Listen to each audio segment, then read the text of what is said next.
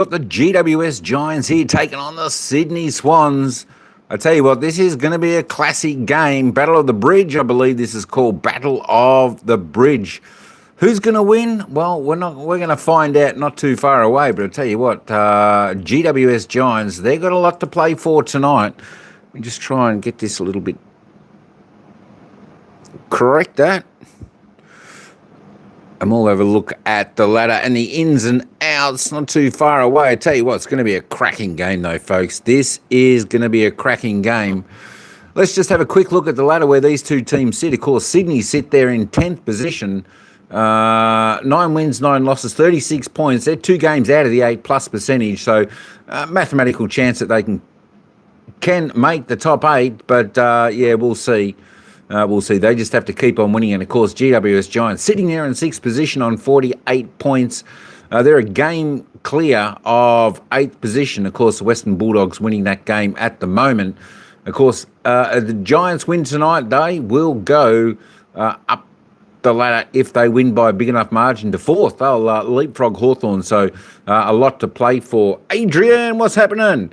A good choice. Yeah, I think this will definitely be the better game. 100%. It's going to be a cracker. It all depends if Sydney can come out firing. But there is the ladder, and of course there's Freo still sitting there in 7th spot. There we go. Hey, let's have a quick look at the ins and outs. For the Giants, you got Sam Taylor, Josh Kelly, Jesse Hogan, the spearhead. He's back in the side for the Giants. Lee Kalia, Harry Rosen, and Max Grueski. Going out for the Giants, Toby McMullen is the sub, of course, for the Sydney Swans. Tom Papley, the little fly in the ointment down forward for Sydney. He comes back in with Aaron Francis going out. Peter Laddams and Riley Byers. Aaron Francis is the sub. There are your players for this evening. All right, let's head it back. Let's get it back here. And we'll head down to the ground. Only a minute and a little bit away from the bounce of the ball to the opening quarter. As I said, should be a ring-a-ding-ding game tonight. Looking forward to it. We'll get the poll up in just a moment. There we go. I tell you what, looking forward to this game very much. Should be an absolute cracking game. You'd expect the Giants to probably come out hard and fast early. We'll see what Sydney can do. Go flag mantle. Sana all. All right, hey, let's head on back down to the action, and they'll take us into the opening bounce where the Giants are taking on the Sydney Swans. Sydney Swans season really and put it to bed, and they can continue to roll and try and finish in the top 4. Swans begin the round 10th, 9 wins, 9 losses, but their season is still alive. They need to win all of their remaining games to finish on 14 wins. 13 wins made it last year, so it's certainly possible, and 14 wins with a good percentage would 100% get you in, you'd think, given the mathematics around what games that are come, who plays who. But this is huge for the Giants as well. They've got a top 4 spot up for grabs for the Giants. They're in really good form. They've won their past 5 games in a row, the Giants, including wins over the Lions, the Cats and the Suns. So they're in hot form. Yeah, they certainly are. They are playing some really good footy. They had a patch through the middle there. They just lost their way a little bit. Their clearance game, their midfield game wasn't strong, but they've found that. They've got their ball movement going and a forward line now that is really functioning with Jake Stringer back in form, Jesse Hogan back into the side tonight. It's going to be a big challenge for the Sydney Swans defence. Back upstairs with us, Jonathan Brown, Alistair Lynch. Good feeling down there, boys. Nice to be on the deck. Absolutely, it's really good. Great atmosphere here. Good crowd starting to filter through the turnstiles, and just it's a great rivalry, isn't it? We think that the Giants, they're the favourites clearly going in, but Sydney have got a lot to play for. They cannot afford to drop a game. That man Isaac Heaney has been on fire. Jake Stringer back in the lineup as fit as he's been for a few years, I think. So got some really dangerous matchups all across the ground tonight. It's going to be a really interesting, entertaining game of football. And we heard from Adam Kingsley pre-game that those slow starts over the last couple of months have been a real issue. They've got out of danger, but most weeks they've been slow out of the blocks and they've got to work hard to get back in it. So Joel Hamlin playing at fullback on Jesse Hogan. Of course, played as a forward last time they met already. A little bit of feeling, that matchup, Rampy and Toby Green. Dane Rampy's had the better of that matchup in recent years. Toby Green really struggling in the Sydney derbies. So he'll be keen to play well. It'll be Brodie Grundy, the hottest player in the competition over the last 6 weeks. He's polled 52 out of a possible 60 coaches' votes. So it's up to Kieran Briggs. They were underway, and straight away it's Grundy who gets the first tap down, and there is James Jordan, who Adam Kingsley told us might go to Callahan and gets the free kick. You'd imagine you have to go to Callahan. I mean, such an important player for the Giants. Just wants to wheel and go. He'll drive it in deep. McLean, who started well. Papley straight back into the team, straight back into the action, and the first score of the night. Yeah. And he's down, actually, Papley. He looks like he's been hit there, and he hasn't moved, actually. You know, it's players from both teams. Is it McLean, is it? Yeah. Yeah, both teams have been waving to the doctor to come out. So, Big McLean, not sure what happened in that incident. Bracing his neck and head and looking at him with great concern at the moment. Yeah, it was instant, wasn't it, Dwayne? The signals to the dugouts. Moving his arms at the moment. Yeah, he's moving his arms there. It's part of the contest into the tackling sequence of that. Just see he's also moving his feet now, so the doctor's obviously instructing him going through the steps, and Aaron Francis has taken the jersey off as expected already. He's the sub coming into tonight. So it looks like he's just copped an accidental arm from Sam Taylor, the GWS defender. Is he trying to get up there? Yeah, he's struggling to get up. At least they've kind of got a like for like Aaron Francis to come on as the sub. No Tom McCartney, still in concussion caution protocols. No Logan McDonald, no Joel Amati for the Swans, and there is Aaron Francis brought back into the team tonight. Yeah, they're calling for the stretcher now, as you'd expect. We just won't show the replays until we know he's up and safely on their way. So, but that's what happened. Nothing malicious. Hopefully he's okay.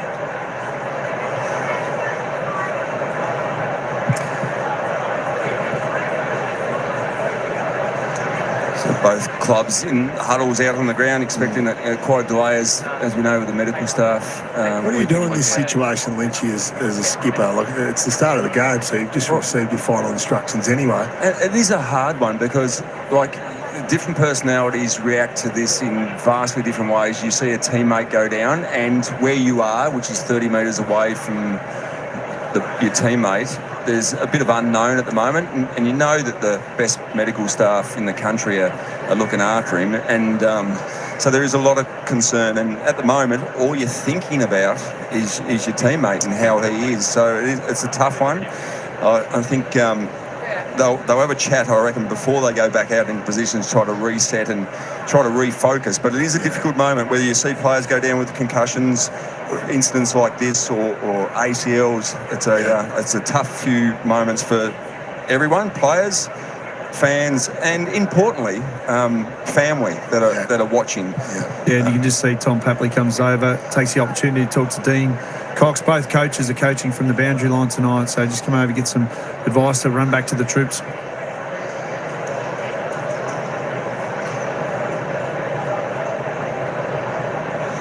Yeah, the big man stocks ahead of the ball have been really challenged, haven't they, with the Marty's injury, Lynchy, and obviously they're trying to find a replacement. Logan McDonald hasn't played there, so it's a really tough break for the Swans early in the game against a really strong GWS defence with Sam Taylor back in. Yeah. Buller, who's played probably the last 3 weeks, he was a late inclusion for McCartan 3 weeks ago when he was out with an illness, but he's shown some promising signs. Yeah, it was a good game last week as a young key forward. You'll hear now the crowd. McLean is sitting up and still being attended to by the doctors, but he's sitting up, as we can see there on screen now.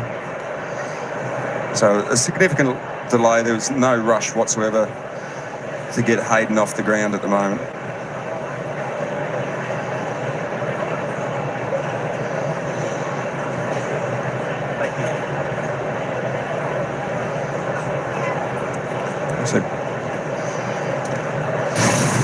So good news that he's at least able to set up. Here's the incident. Yeah, you can just see Sam Taylor spoiling there with the right arm, which he's got every right to do, and unfortunately just clips. Was it clash of heads here? Buckley's head goes into McLean's head. It's probably the clash of heads more than anything else. Wasn't it? Yeah. Promoted by Sam Taylor's arm. But yeah, probably dual. Now this is a good sign. Obviously been cleared by the medical staff to get up and get onto the stretcher. You'd imagine, obviously go off for a HIA, but you'd imagine he'd probably struggle to pass that. Yeah, I think when a player loses consciousness like that, they're pretty much HIA. No matter what the test is, they as much the optics about it, isn't it, as well as the player safety. So I don't think we'll see him again for tonight. So now, even see the GWS players come over and just to acknowledge their opponent there. No one likes to see your opponent go down in that sort of situation, but now is the challenge for both teams, especially the Swans players, seeing that Hayden's sort of up and looks in context is to reset and set yourself for this next few minutes. And maybe rejigging a couple of things now. We know Isaac Heaney's been such a dangerous forward as well as midfielder this year. He's their leading goal kicker, so we might see Heaney more as a full forward tonight, Lynchy. He started in the centre square. We know he drifts forward, but Dean Cox and the coaching staff may have to rejig a few of their plans. They had pre-game. Hayden McLean plays an important role, as you said, a bit under-resourced with the key forwards. He competes well in the air, so brings the ball to ground, and that's what Tom Papley would be relying on. Big contest and get to his feet, but as he comes from the ground now, and still you'd think there'd be a minute and a half, 2 minutes before play restarts here. Played 16 of the 19 games this season as well. Hayden McLean, he was on track for the best season of his career. Let's hope he's not out for too long, but concussion protocol does mean that if he is confirmed as being concussed, he won't play next week.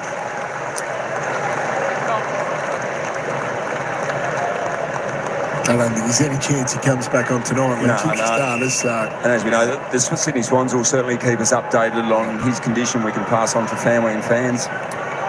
So, a lot of concern around the ground, a fear around the ground. You could feel it, but the football game continues on here.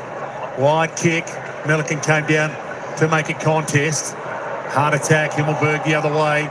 In the thick of it, Heaney couldn't quite trap it. Bounced around like a pinball. Jones had a little piece of the action. They had a little piece of him. Tough one to win at the moment. And Papley in the middle of it, taken to the deck. It's a good one-on-one matchups head of the ball for the Giants forwards, who are really dangerous. So Hamling on Hogan, Mills on Stringer, and Malikan on Cadman. You can see Papley still holding that right hip. He was involved in that first contest that he saw as well as Himmelberg. He's moved back to defence in recent weeks. Look really good. Green slips rampy, and he's got a bit of grass to run, take some territory. Clever kick for O'Halloran. He can keep going if he wants. And he slows it down. It's been impressive the last few weeks, Xavier O'Halloran, spending a lot of time in the centre square since Bedford's gone out of there. He runs well, good tough competitor. He's added enormous depth to that second wave of midfield that come through for GWS.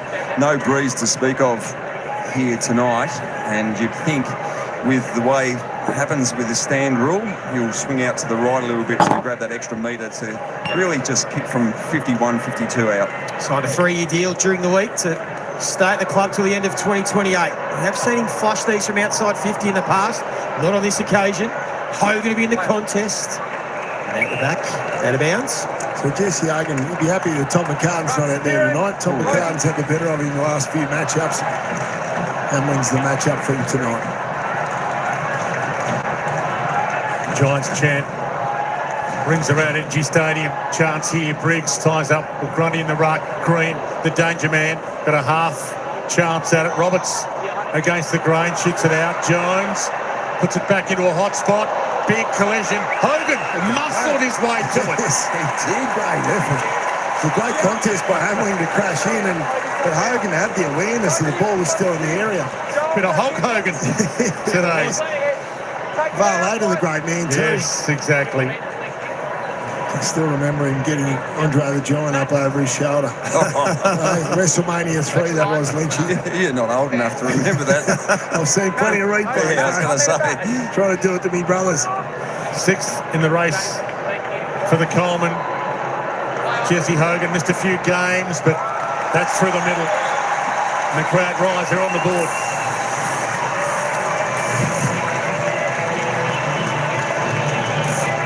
Great attack at the contest from Jesse Hogan. It did pinball between the two players, but he didn't have to hang on to it. So the players have gone at this contest pretty well since the stoppage. The crowd is the part that seems fairly fake. We heard the GWS chant try to get up and get the crowd into it, but this is the start to the game you want from the Giants. Good contest, good speed around that scrimmage as well, and nice finish. That's jammed. Take that one. Been really lively again with the small forwards. Bedford's gone back more as a small forward role. Darcy Jones has a really good season when he's been in there. Start for Jesse Hogan.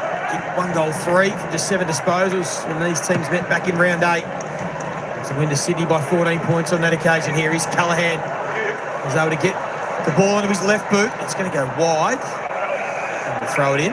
They won't be too dishappy if the ball hits the grass, the Giants, because their forward pressure is elite. So we just saw the heat that was on that ball then to get Jesse Hogan that goal. So they've been very good this season. And of course, Jesse Hogan, having last week off with general soreness, was subbed out the week before here at ENGIE Stadium. There is Jordan, who has that match up on Callaghan. Just tries a little underground handball. Callaghan first onto it. Halloran's handball for Briggs. Been in pretty good form himself, the big fella, in the last couple of weeks, as we see the big duel against Grundy. Yeah, really good, isn't he? Because Grundy's been in career best nearly the last few weeks. We know he's been All-Australian. Oh, yeah, he's had seven weeks where he's been in rich form, back to that 2018-2019 form. Got 8 coaches' votes last week against North Melbourne as well. Brodie Grundy, that's how dominant he was. Jordan tries to clear it away, but hits a dangerous spot. Warner came down, meat in the sandwich. Mills couldn't find the handle. Bedford found him hiding against the grain. It's hot. Halloran dragged to the deck. Umpire wants to sort it out with the ball up. And you're right, Briggsy's been in good form as well. 2 weeks ago here against Geelong, he was one of the keys after quarter time to turn things around. There is Grundy and Briggs. I mentioned Kieran Briggs, 46 hit-outs to advantage the last 3 weeks, the most in the competition. He didn't, in that first quarter against Geelong, he didn't have a hit out at all, then turn things around extremely well. Jake Stringer lurking at this stoppage. We know he's a big clearance beast, and he tried to break through it. Callum Mills right there. There's a bit of power there. Yes. Jakey Stringer, as he started in the sub as a sub about 6 weeks ago, has been in great form. Another one of the Giants flying, as with this man, as we've spoken about. Grundy had 11 of his own clearances last week. He's given that to Himmelberg, though.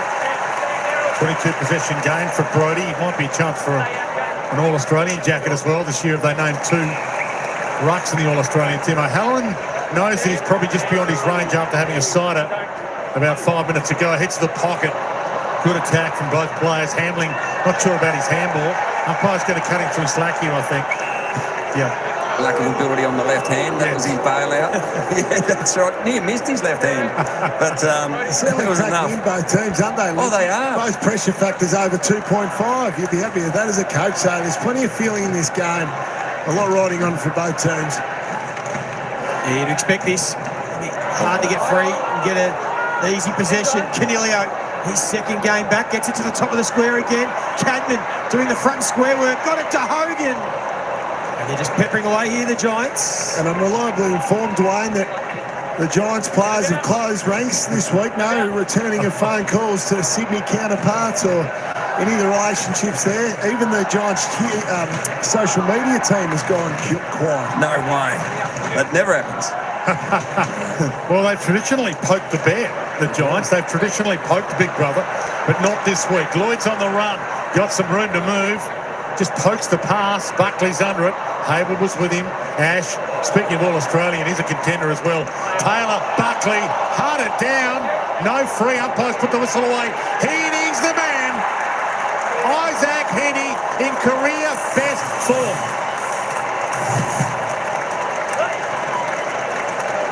Well, this is what he does. he can float forward in transition. He can start as the full forward, but he's been starting in the centre square early in this game. What a wonderful play. He's having a fantastic season. Just seeing there, he's such a great athlete. He's one of the best athletes in our game. So he was involved in the play up the other end. He floats forward, just stays involved, makes the most of his opportunity. He does it well out of the midfield. They lose touch. Giants will be disappointed with that. 76% time in forward half has been parked down there, and Sydney go in for their second inside 50 and score to level it. Yes. So often we see Heaney start in the midfield, spend some time, drift forward, then one of the half forwards will pop up. Traditionally, it's James Jordan will pop up and go into the midfield and tag and roll. They just lose touch. And coming off the highest rated game of his career, Isaac Heaney, straight into the action. He's in this centre bounce, coming through Jones. That was clean. Briggs' ball. Mark will be paid. Green went hard. Roberts stood his ground.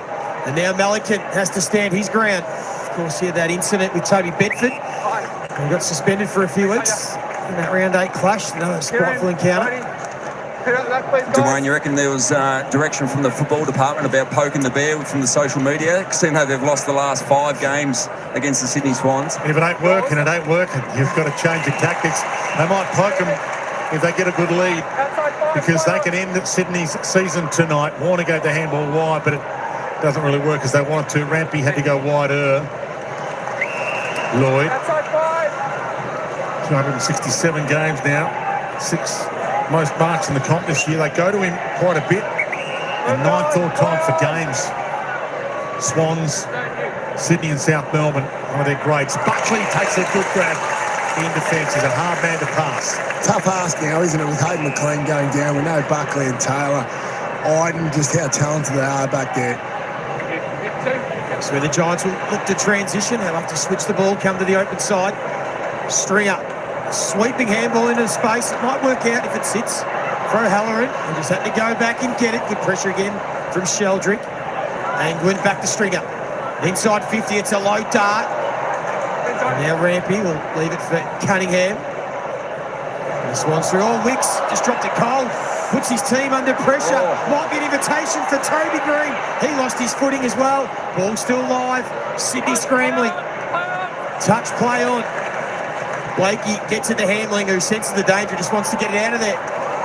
Heaney couldn't quite take the mark. Well done by Sheldrick. And the Swans will look to attack. Open space on the other side. So Francis subbed on. Back into the team this week. Inside to Haywood. Nice pass. Split in hands. That was a great pass. Could have gone back the other way, but hit the target.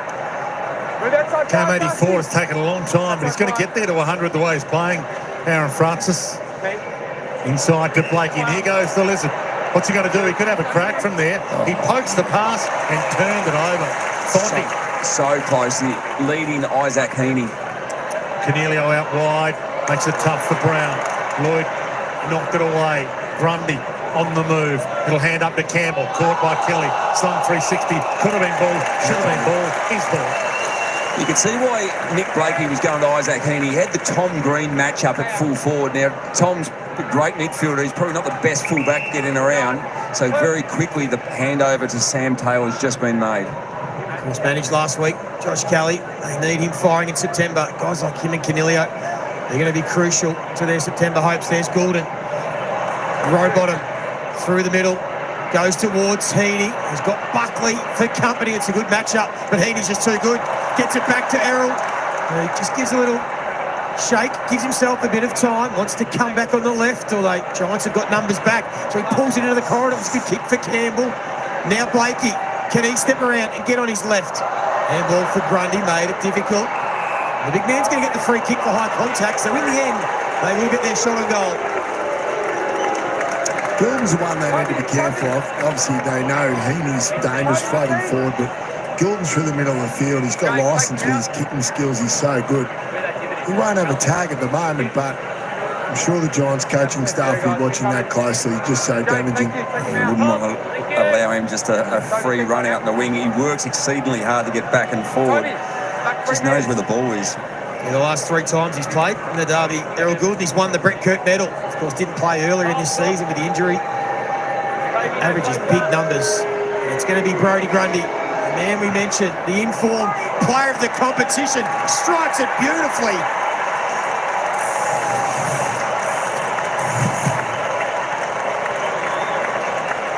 He's in great form. As you said, 8 votes in the Coaches Association Award last week. It's the second best on ground behind ENGIE.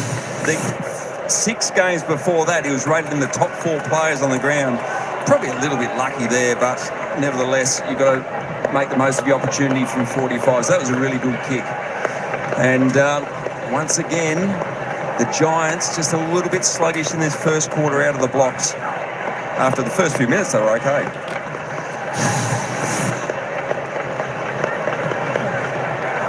62 hit-outs against the Kangaroos, most ever by a Swans player. And as I mentioned, he had 11 clearances of his own. And he does have the tendency to grab it out of the ruck, which is a bit of a new trend, if he can do it.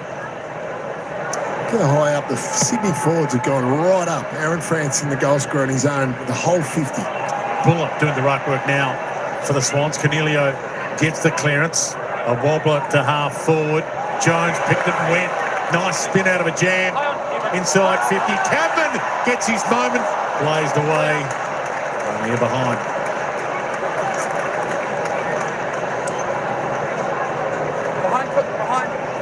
Let's go.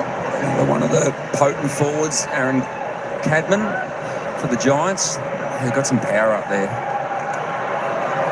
The last 6 or 8 weeks of footy, hasn't he? Lynch growing in confidence as a young key forward. Oh, yeah. Breakout game against the Lions about 6 weeks ago.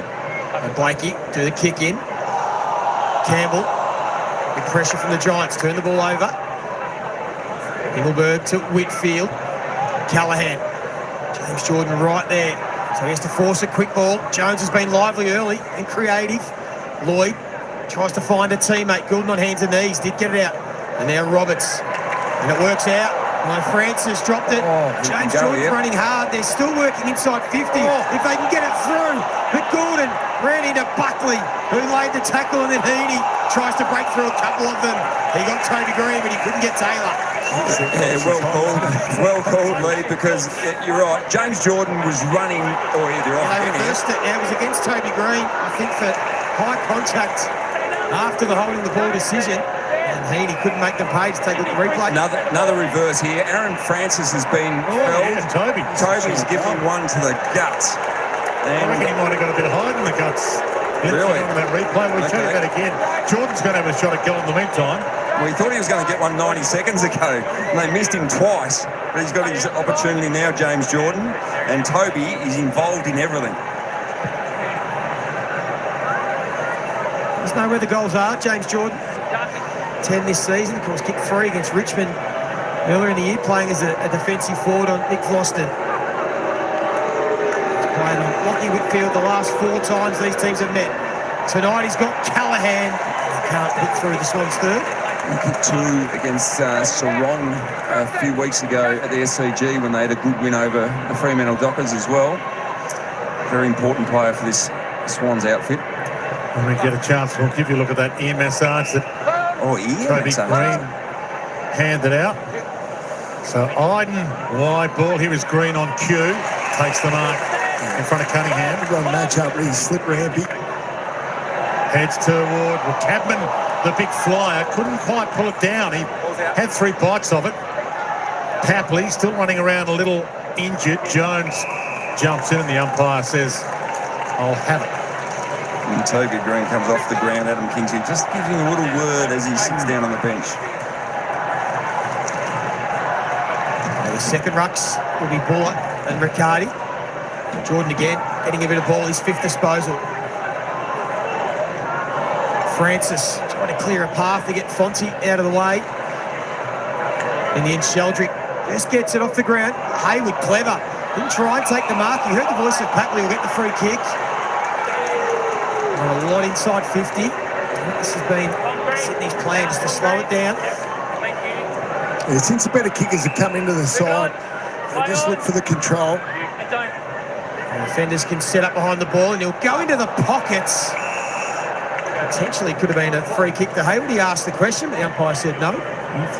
Push. He had a little push of the arm. It wasn't a chop, but it was a push of the body as opposed to an attempt at the ball. He tries that Kearney here. 3 forward 50 stoppage goals last week. 2 second rucks, Buller and Riccardi. Buller front spot, rips out of the air. He's having a good little patch. Jack Buller, game 6. 2 goals last week from 10 possessions against North.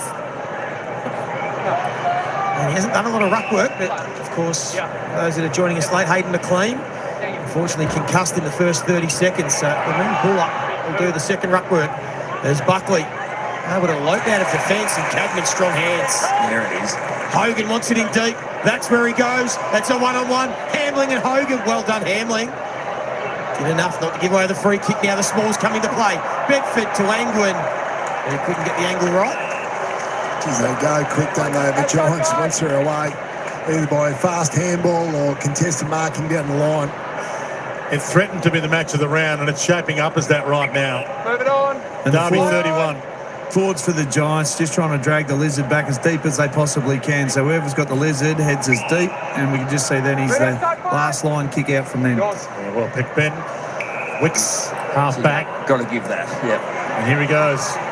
The Lizard on the run, long, out in front of Lloyd. If it sits, he can go. He needs a kind bounce. He got it. Kelly hunted him down. Papley with a little fend off. Chips it. Has he hit a target? He hasn't. Tom Green in the hole. Read that magnificently. He did. He dropped off Isaac Heaney, didn't he? Isaac had his arms spread wide at centre forward wanting the ball. Chopping off those darting kicks. And here they go again. Cunningham. This time to Francis. He's got 2 hands to it. He probably should have taken it. The perceived pressure from Sam Taylor. Himmelberg and Tom Green on his first disposal only 20 seconds ago.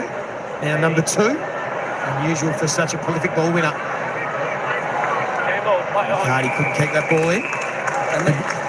There's pressure factor now. Both clubs over 200, so there's plenty of feeling in this. Yeah, expect that from a rivalry.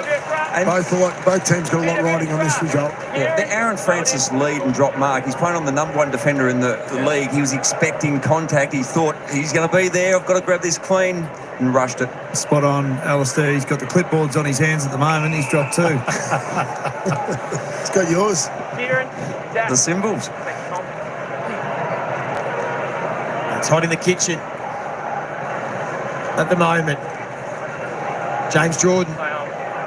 That's Sheldrick, in fact, who got the handball out, but only to Fonte. Just show some moves. Well, I believe caught himself Fontempelli for a while there when he got to the Giants. You can see why, Dwayne, with some moves like that. Love it. Want some confidence, the young man? Not smooth. They do tend to get to the club these days with a little bit of confidence, the boys. Because Patley has got plenty of energy to start this one. And again, the Giants will try and transition the ball.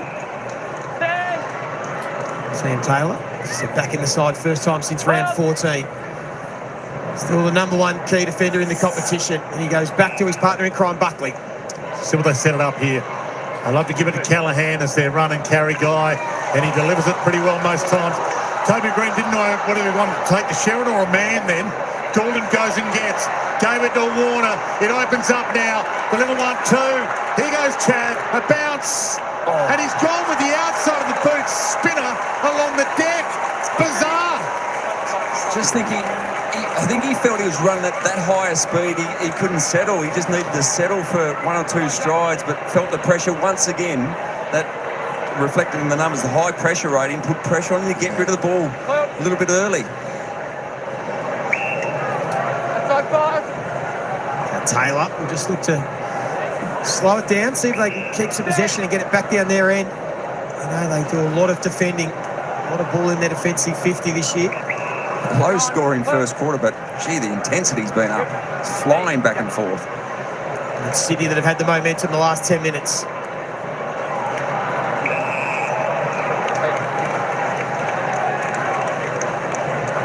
Tackle number 18 for the Swans. So pressure's been high. Good fierce contest. Both teams playing for keeps. Sydney to keep their season alive. Giants desperate to finish top 4. Sheldrick tracked the ball nicely. Warner is trying to do a little bit too much. Again, the pressure red hot. He's a tackle machine, Angwin, as well. Drops back into the team and held his spot. Knock away to Brown, collects it. Got to shake his own shadow off. Got to kick around the body nicely. Hogan, O'Halloran. Umpire's found a free and it's O'Halloran's ball. Crowd show their approval. Over the head, Chapman couldn't quite. Toby Green couldn't quite again. He's taken bodies on the way through. Chapman goes and gets it, flicks it up. Warner gets it back. Hammered away into some space. Good Colette Campbell. Hayward, half back. Wicks stances on the spot. Feeds it out wide. McInerney, Ash, McInerney. McInerney with the speed. Takes him on. Goes and gets. Inside kick. Overcooked. Taylor. Right spot, right time, as he so often is. Geez, their Giants defence gets back well to support each other. And now they look to use those numbers. Kelly and Callaghan, they wax. And now they want to come through the corridor. This is a nice build-up. Fonte has Whitfield running forward. O'Halloran in support as well. Now they can get a good entry into the pocket. The two big boys, they go for the same ball. Sydney again do well. Hamley. A couple of critical contests. Still Wicks. Did it nicely. That's O'Halloran's 5th kick inside 50. I'm not sure he's hit a target yet. No. And we just gave a compliment to the Giants defenders getting back. Sydney's defence have been fantastic getting back to help each other. Well, Buller. Strong contested mark. Got 15 players. You heard the call, not 15. Warner starting to warm into this game. Oh, Buller changed his mind mid-ball drop.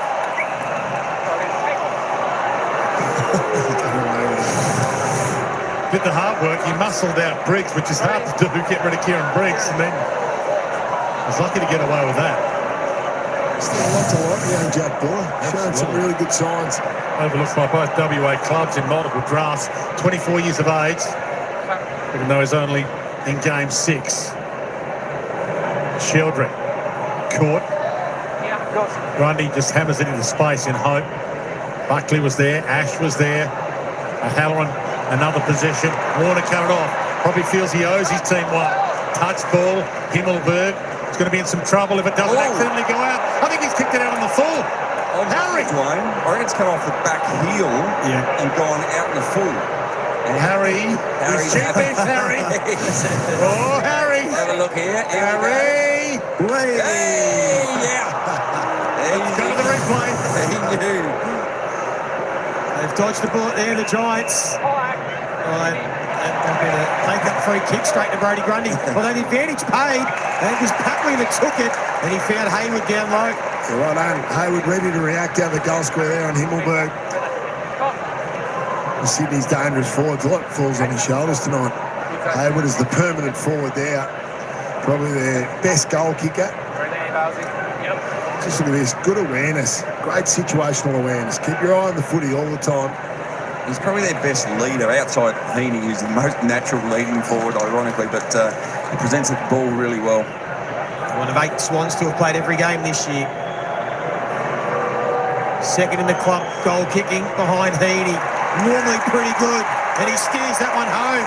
Swans get out to a nice little lead. Been a really good start there by Sydney. So Giants have gone inside 50 some amount of times. They're just really struggling to score. So the Orange Tsunami's been in effect at times, but they can't complete the play inside their forward 50. Then they've been able to transition down the other end. So we see the ruck free kick there. It's Grundy, but good awareness to play on and a good little kick there where only the forward can mark it. We love that position, and as he usually does, he goes back and kicks straight.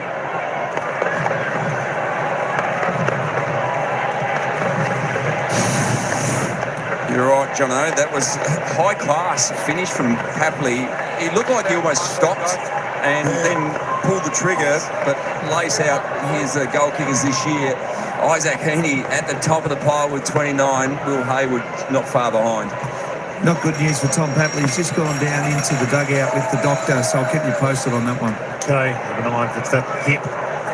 Worried him early. He's been out with a hamstring. That's why he's been out of the team for a couple of weeks. So a minute of play remaining to quarter time, and I reckon both teams full of players that would like a breather right now. It's been played at a breakneck pace. Opening term of Derby 31. Sydney's won 20 of them. Giants have won 10. Swans have won the past 5. Briggs and Grundy line up for this. Two big boys battle. Bounce over the head of Heaney. Tom Green just got a handle in time. Cornelio tried to muscle his way to it, and now he muscles his way to Goulden. Got him high.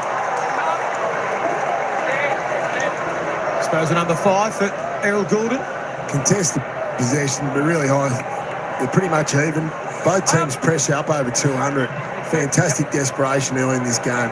He's averaging over 32 disposals his last 5 meetings against these sides. And a free kick again. Outside 5. Come on, stay out, stay out.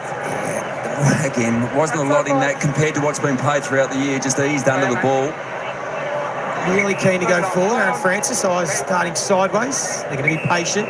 Sam Taylor has the Isaac Heaney match up ahead of the ball. And now Lloyd will drive it in deep. Giants have the numbers back. Warner will provide the contest, and now Sydney can try and swarm, get numbers around the footy. Sheldrick, high ball, nobody at home. It's going to be O'Halloran all day. Campbell made a great contest late. Well, it really was. This was one last chance. Yeah, it really was. It was a courageous effort to get there, and you had to make a contest go. O'Halloran was going to take an uncontested mark. He's come from pretty much the 50-metre line, just charging in to make a contest. This is where you have to be on red alert with Isaac Heaney. Grundy in the ruck. A little palm down. It might be Francis. A snap over the shoulder. Right on the quarter time siren. That could have been really handy from the sub. But still, an impressive opening turn from the Sydney Swans. They have won their last 5 Sydney derbies. And at quarter time against the GWS Giants, they lead by 15 points. 3-5-23. The Giants 1-2-8.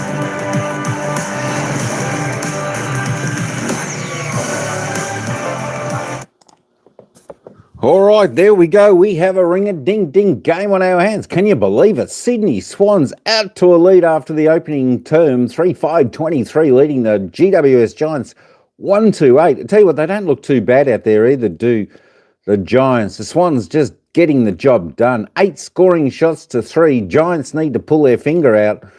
I tell you what, Sydney looked like a man down. McLean, I think, copped a clash of heads. Was out on the ground for a while. That's why that opening term went for such a long quarter. Injury time was there. Hey, just want to say good day to SMU220YT. How you going? Addy G, what's going on in the house? Pass away. Natina WA, footy kid. What's that? Fur. There we go. Go Sydney. How you doing? Welcome in. Let's have a little bit of a look at the stats. We had a look at the lineup and, of course, the ladder. Just to update, folks, the other game that's been played at the moment. It's half-time in the other game at Marvel Stadium, whereas the Western Bulldogs absolutely crunching the Bombers. It's 10-5-65, the Western Bulldogs. Essendon 2-5-17. Wowee, 48-point lead there to the Western Bulldogs at half-time over there at Marvel Stadium. Can you believe it? Let's go and have a look at some of the player stats here up until quarter time. We'll have a look at the goal scorers. Jesse Hogan slots one for the Giants, and he is the only goal scorer. For the Sydney Swans, though, Isaac Heaney, there we go. He's got one with Will Hayward and the big man, Brodie Grundy. Looking at the stats, that's all the goals. It's just 4 goal scorers. Tight game so far. As I was saying, it's a very fast-paced game at the moment out there that's happening. Chad Warner leads the way for disposals on 9 for the Sydney Swans. Just the 2 kicks. Tried a check side, running straight in the goal. Probably not the best idea, Chad. It went through for a behind. 2 kicks, 7 handballs, a mark and a tackle, 1 behind. Finn Callahan is the best for the Giants on 7. Lockie Whitfield, 6. Sam Taylor, 6. Sheldricks on 6 also for the Sydney Swans. Looking at Brodie Grundy's stats, I always like to have a look at his Addy G, because he's a bit of a star, isn't he? 6 touches, the big man. 2 and 4. He's had the 1 tackle, 6 sit-outs, 2 clearances and a goal, so he's doing fantastic so far in the opening turn. Nick DeLizard Blakey on 6. There we go. Tom Papley, he's been in and about it. There we go. He might have copped a little bit of a knock on the hip. Yo, Ryan, what's happening? What's happening, Squire? Might have copped a little bit of a hit on the hip. There we go. Hey, folks, just before I go any further, you can, if you want to get over to, there we go. Hang on. I'm just going to put that down. I'll put that down in a second. Hang on. Let me just, there we go. I'm just going to drop my second channel. If anyone wants to, oops, I think that worked. Yeah, there we go. That's the second channel I just started a few days ago. If anyone wants to get over there and sub to that, I'll be appreciated. There we go. Eric Goulden just on the 5 touches so far. Let's roll down because the players are back out on the ground. I'm going to get back down to the action in a moment. Tom Green just on the 4. Slow start to him for the Giants. Cornelio on 4 also. Isaac Heaney, I tell you what, just a slow quarter from him, although the Swans are going good. Just the 3 touches. It worked. Excellent. There we go. 3 touches, 2 kicks, 1 handball. He's already kicked a goal, so fantastic. Couple of tackles there. Toby Green, a little bit wayward in that opening term. 3 touches, just the 3 kicks for him at the moment. The package, looking forward to see what Jake the Stringer package does tonight. Just the 2 touches, 1-on-1. As with Jesse Hogan, 2 touches, 2 kicks, but he's kicked 1 goal, 1, so looking reasonably good when he gets the ball. There we go. Hayden McLean for the Sydney Swans. I'm pretty sure he'll be subbed out. He copped a clash of heads when he went up for a marking contest for Sydney. It did look like an elbow to the head, but when it was slowed down in replay, it did look like it. He probably was the clash of heads, unfortunately for him.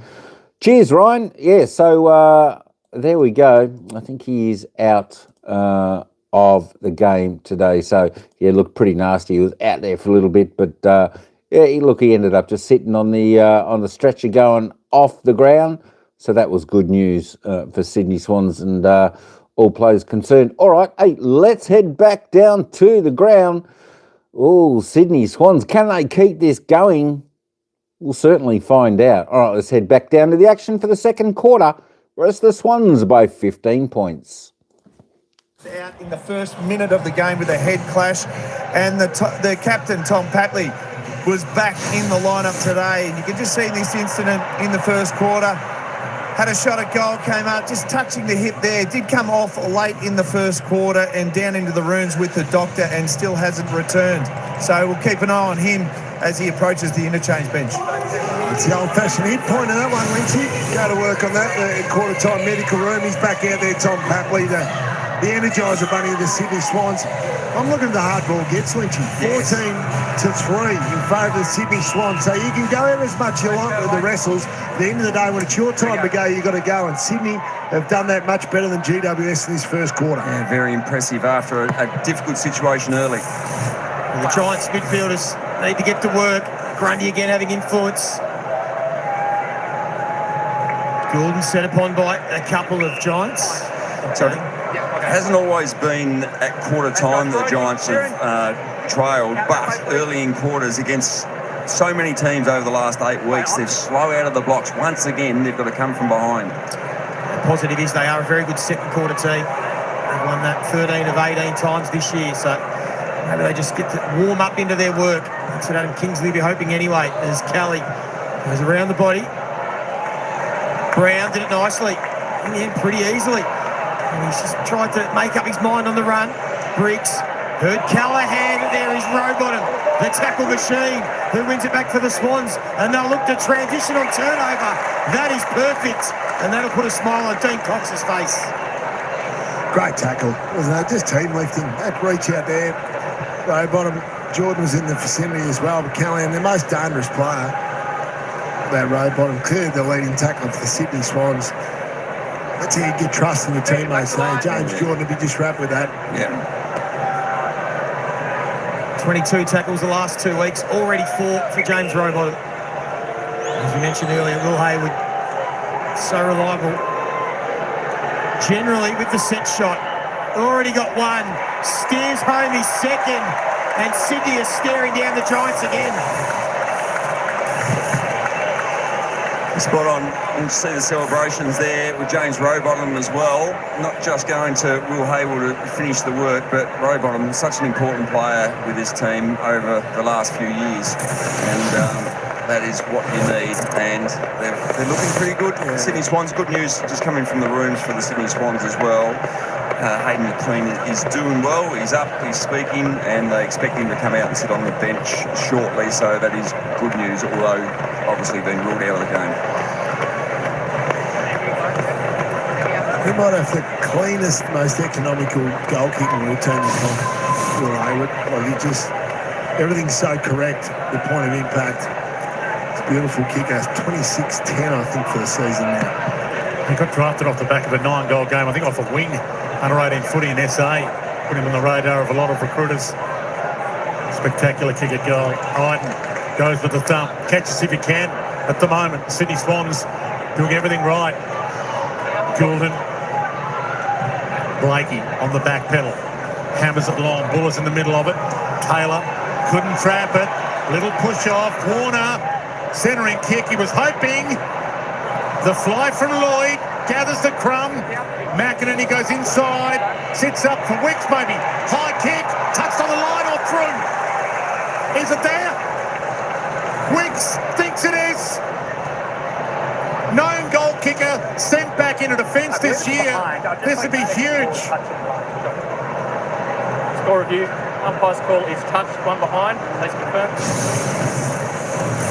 I think I was with review underway. Yeah, it's touched. Yeah. Review complete. Looking at this angle, we can see the ball's being touched before crossing the back of the goal line.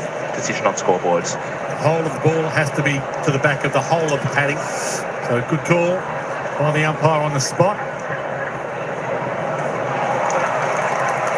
That man there, they may have to put a circle around him. The Giants coaching staff, because Chad Warner is on fire. He's at the 10 disposals, 6 contested possessions. So just he's starting as a forward.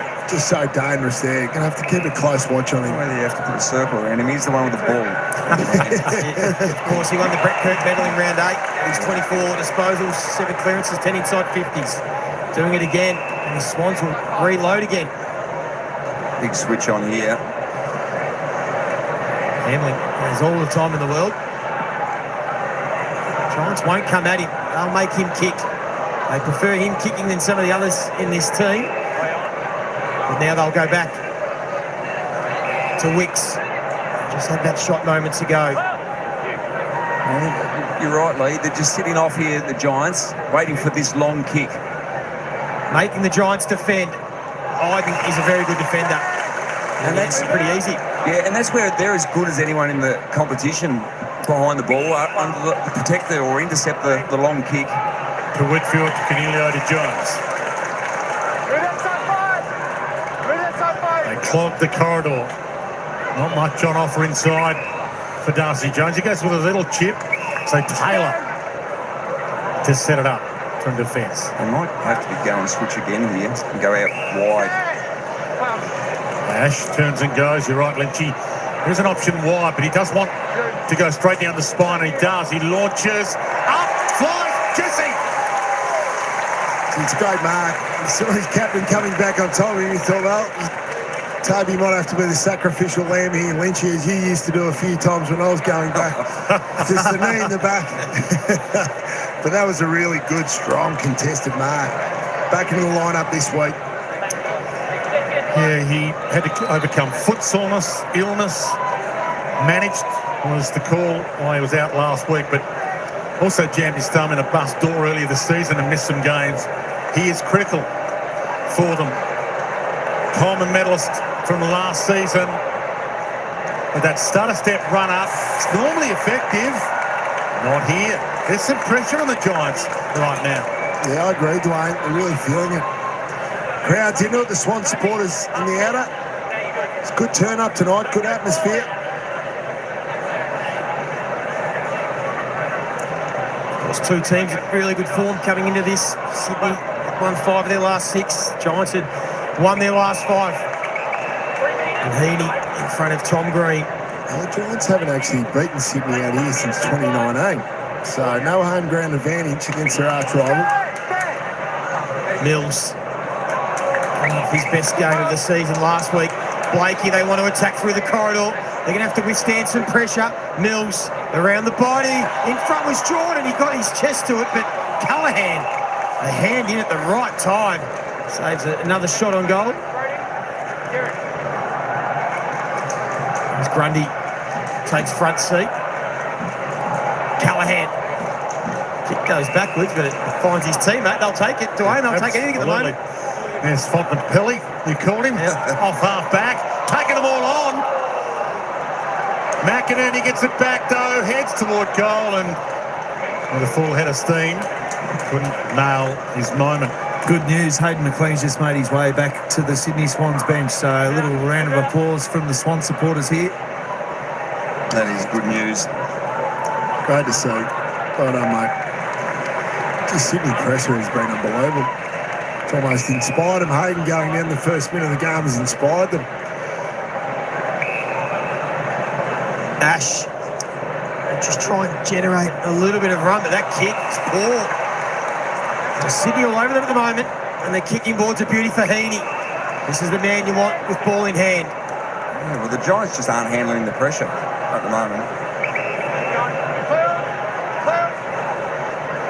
Not a lot to go to, so he's going to invent something. He'll be creative.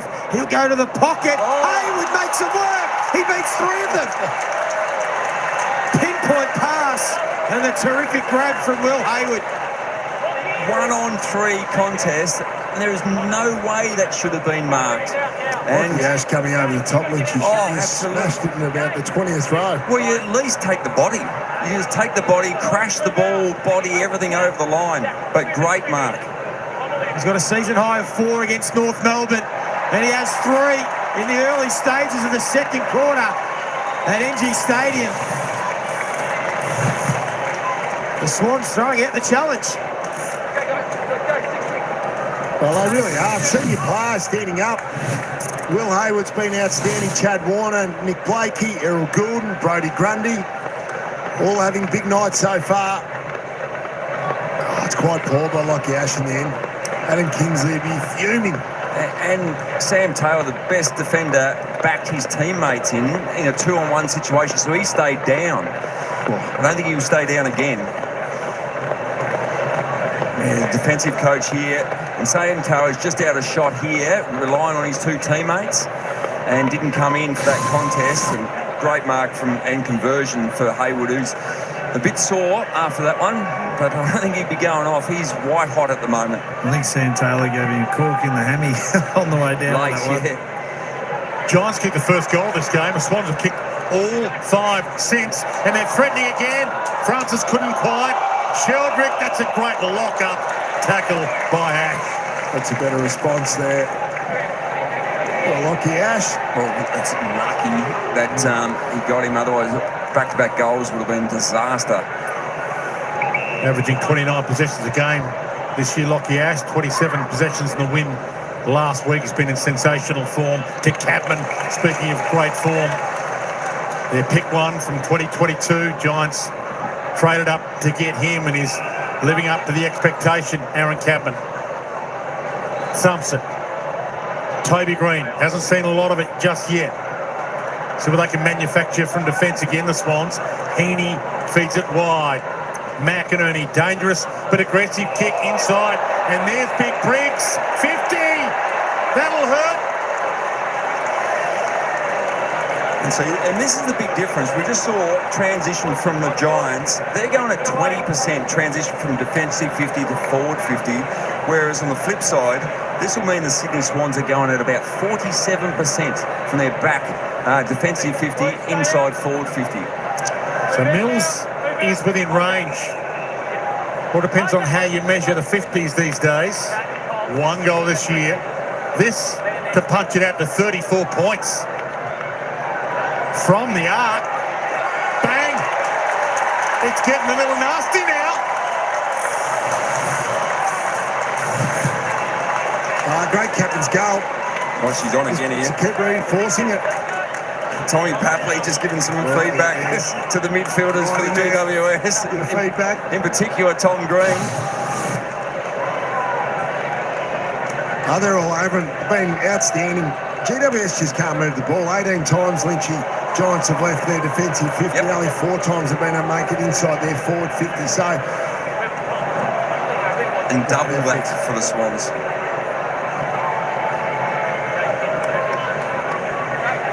And Mills with the second goal of the season. The swagger is back with the Sydney Swans. 9 of the last 10 scores, in fact, have been all Sydney. So it's over to the Giants, their leaders. Can they find a way to halt momentum, wrestle it back? Riccardi will have a stint in the ruck. Buller. And as far as Angwin, Cornelio. Himmelberg will just drive it towards his star forward in Hogan. Hamling's done a pretty good job. It's been a good battle. Jones. He goes without it. Wick sticking to his task.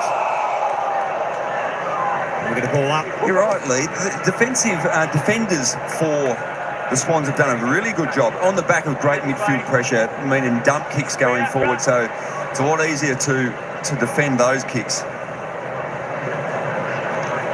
Warner. Lost possession. He's the leading possession winner on the ground with 11 disposals, 4 score involvements. yeah, it is. Sydney beating GWS their own game. GWS want a high transition, fast game. Yeah, absolutely. Sydney's not trying to control the game at all. They're just going to go, we're going to fight fire with fire. We're going to back our big guns in, putting enormous amount of pressure on the Giants, and they've just been stifled. Riccardi knocks it down. See if the Giants' big guns can start to get themselves into the action. Hayward, little knock on. Buckley caught pretty quickly by Angus Sheldrick. This is the Swans team. It's had McLean taken off on a stretcher early. Had to bring their sub on early, Aaron Francis. No Tom McCartan. No Joel Amati. No Logan McDonald's been out for most of the year. And here they are.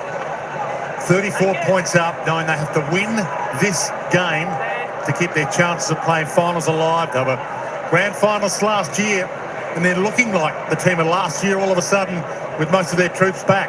Yeah, as you said, Dwayne, keep their season alive, but they could do some damage, real genuine damage to the hopes of GWS for this final series if they lose today. Still a long way to go. Iden. We've seen the Giants do it in the past, come from behind. They're going to have to keep scrapping this second quarter. Lloyd, high ball. Hogan's got his name on it. Good contest from Heaney. GWS at ground level. Now Cadden will get those. Go, Gadget, arms up. Stringer. Smother. O'Halloran. They're under siege here. Bedford. Can't get enough on it. Blakey went looking for the boundary line. It won't quite get there. Cadden runs out of room. Their pressure's been enormous, Sydney. They've just got back in numbers, a wave of numbers. The forwards have played nice and high. You can see here the smother. Desperation from Callum Mills. They're right on point. Skipper's leading from the front tonight, Callum Mills. He's had some tough times. Suspension, bone stress fracture in his tibia, the shoulder injury. But he's having a good night at the moment. Heaney sort of slapped away. Roberts around his body to that one-on-one. Goulden and Angwin, free kick to Angwin. Crowd enjoying the fact that they've just got a break. They need a few more. They probably need the shorter pass just to get inside, get a mark inside forward 50. This bomb's not working. So they do go with the bomb. Hogan, not the second grab. Heaney, not the clean get. He did get it to Buller in the end. Lloyd, across their defensive goal. Campbell, Himmelberg. Himmelberg goes to slap down. Papley danced onto it. The Energizer Bunny has been on for a couple of minutes after having a recharge. Gets it to Sheldrick, and he holds it up. Just great middling of the contest there by Campbell. He's out of position against Himmelberg, and Papley's there to support him. They're just connected at the moment, the Sydney Swans. Corridor's open, so Goulden takes it, and that invites the run of Blakey. And he just kicks a bit of a floater, made it difficult for Francis. Fonte, Amble missed the mark, so he had to clean up his own mess. Did it pretty nicely in the end, the youngster. And now for one of the few times the Giants get some run through the corridor. Hogan, this time, good sticky mitts in front of Hamlin. Cadman's on. He's got to get to him. They slowed them up enough for the Swans. And they'll force the Giants to go short. And I think in the end, Sydney will take that because Callahan is going to have to kick this every bit of 50 metres just inside the boundary line. With the left leg, he should be able to ease inside Sheldrick there. Kick it from inside 50 almost. Oh, Went short. Now the ball to the top of the square. Getting back. Baller. Stringer's lurking. And Sydney just scrambling at the moment inside their defensive 50, but they're hanging in nicely. That almost sums up GWS. Just Callahan, you would have thought, had the journeys gone short to Cornelio, It was time to take a breath. yeah, and was probably going to struggle to get the journey anyway. So Riccardi will be up against it here against Grundy, who pumps it down to Tom Green. They need some luck. Tom Green, their superstar, delivers on cue, and they're on the way back. And he lets Hatley know about it. Oh, I love this. Love this. Great goal. The snap from about 35 from the 450 stoppage. And then a bit of leap between Tommy Papley. He's always going to be in amongst it. Yeah, good finish. Desperately what they needed. So one of the leaders stands up. The Sydney leaders have been fantastic. Time for the Giants leaders to stand up. Tom Green does it.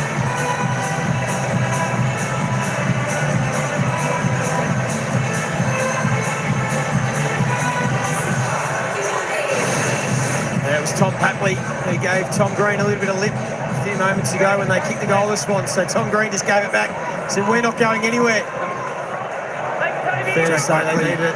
Yeah, sorry, Lee, just Jack Buckley down here at the moment with the right quaddie. So was chasing the Swans player, pulled up pretty short on the mark there. So just getting attention there on the right quad. Breaks the run of 6 unanswered goals for the Swans. Grundy, beautiful palm down for James Jordan. Papley tries to knock it on. It'll go over the head of Campbell. They're lurking. Giants through Himmelberg. Good outlet, the leading mark for Bedford. This is where they've fallen down. This kick towards centre half forward. Handling, as we said, been a great duel with Jesse Hogan. Wins out on this occasion. That's not their style. No, so that was an elevated 45-metre kick. Very easy to defend against. To the advantage of the defender. Yeah. Hamling only had 7 possessions against North Melbourne last week, but he's been a survivor. Started his career with Geelong to the Dogs, where he won a flag, then Fremantle for 68 games. Just coming off the ground too now, Joel Hamling. I think he's hurt his finger. Dislocated his finger. Looks it. Dane Rampy's coming on in his replacement. Lloyd chips it up, and Iden might get there. He took it away from Himmelberg, but they combined a hug as opposed to high five. I love it. A bit of extra love. Defenders helping defenders. Yeah, I think that was appreciated after the Will Hayward goal line mark 10 minutes ago. An opportunity here for Sydney. Grundy up against Riccardi. And a free kick off the ball. So Papley is there. Yeah, it looked like Papley was on the move. Oh, he was. He was steaming through. So Cornelio, was it the Cornelio grab, I would have thought? He's been a very influential 6 disposals, Tom Papley, hasn't he? Oh, yeah, 6 disposals, about 4,000 words. He's been up and down the ground. Sensational. So against Joe Fonte there, you can see in the box, clear hold. Yeah. Papley made sure the umpire saw it. And I'll tell you what, if Tom Papley kicks this goal, he's going to go chasing Tom Green. There'll be no doubt about it. He just needs to finish. It comes back late. Oh, he does. And he's off and going. He goes to Tony Green first. And then he'll go find Tom. And the Swans get the quick response through Tommy Papley. And he's loving it. And they're all getting into it. It's back out to 34 points. How good's this, Lynch? Since it wasn't Macron would have been happy. That the in-swing in York and back inside the post, but this man is on fire. Yeah, he's got the mad eyes going and everything. And he's pumped up, as you said. Not a heap of disposals, but massive impact, Tommy Papley. And this where it's dangerous. If you're on the move around these stoppages, there was a grab. Yep, not a lot in it, but probably a free kick. And he goes back, converts. Here he goes. Looking, he's on the hunt. He's on the hunt. Starts with Toby. They love him. This is great footy. Oh, it is. It's great. The local derby. And this man, he's still going. You might have just said, you said I can kick 5? I'm back, yeah. I'm back. Doesn't care which green it is, he's letting them know. From the clearance, Jordan's had an impact. Overheads, Himmelberg couldn't trap it. Danger. Francis Hapley's on the outside. Snap and Tom from the boundary. You're kidding. Across the face, only a behind. Physics wouldn't allow that, Dwayne. I reckon he's in row one anyway. Well, he's feeling good though, Tom Papley. He's just happy to be back out and playing footy. Inside 50. This is the story of the night, though. No orange tsunami. Once again, doing a lot of defending the GWS Giants. Just can't get any ball movement going whatsoever. GWS, when they do get it down there, 17 inside 50s for 2 goals, 3. But yeah, the Sydney defence, the whole team defence has been outstanding. The amount of pressure out the contest and the layers of defence behind the ball. It's a game high, 35-point lead.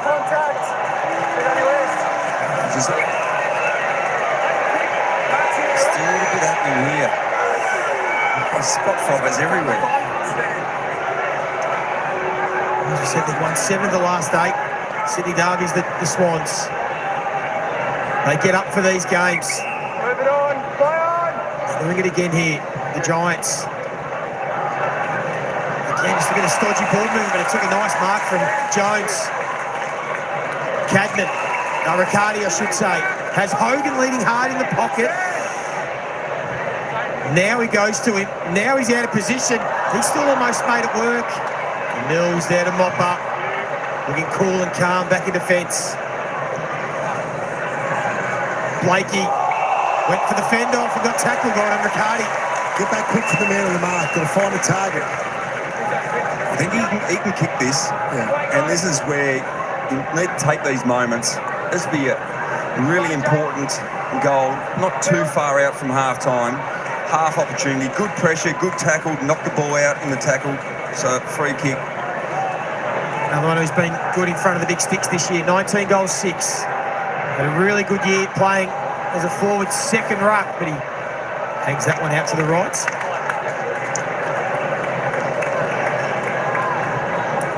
Big 5 minutes coming up here to half-time. Swans have the Giants on the ropes again. Francis comes down. Buckley makes a contest and a sweep on into open territory. Mills. Wicks, hunted down, cut down. Grundy tries to mop that mess up, goes wide. Iden, Heaney, ball in. These modern players come a long way, haven't they? Like, he could have got absolutely ironed out then, Wicks. Good effort by Riccardi, just within the rules. Swans just trying to get Joel handling back on, fingers back in, and then Buckley's also come back on for the Giants. He's got a right cork to the quad.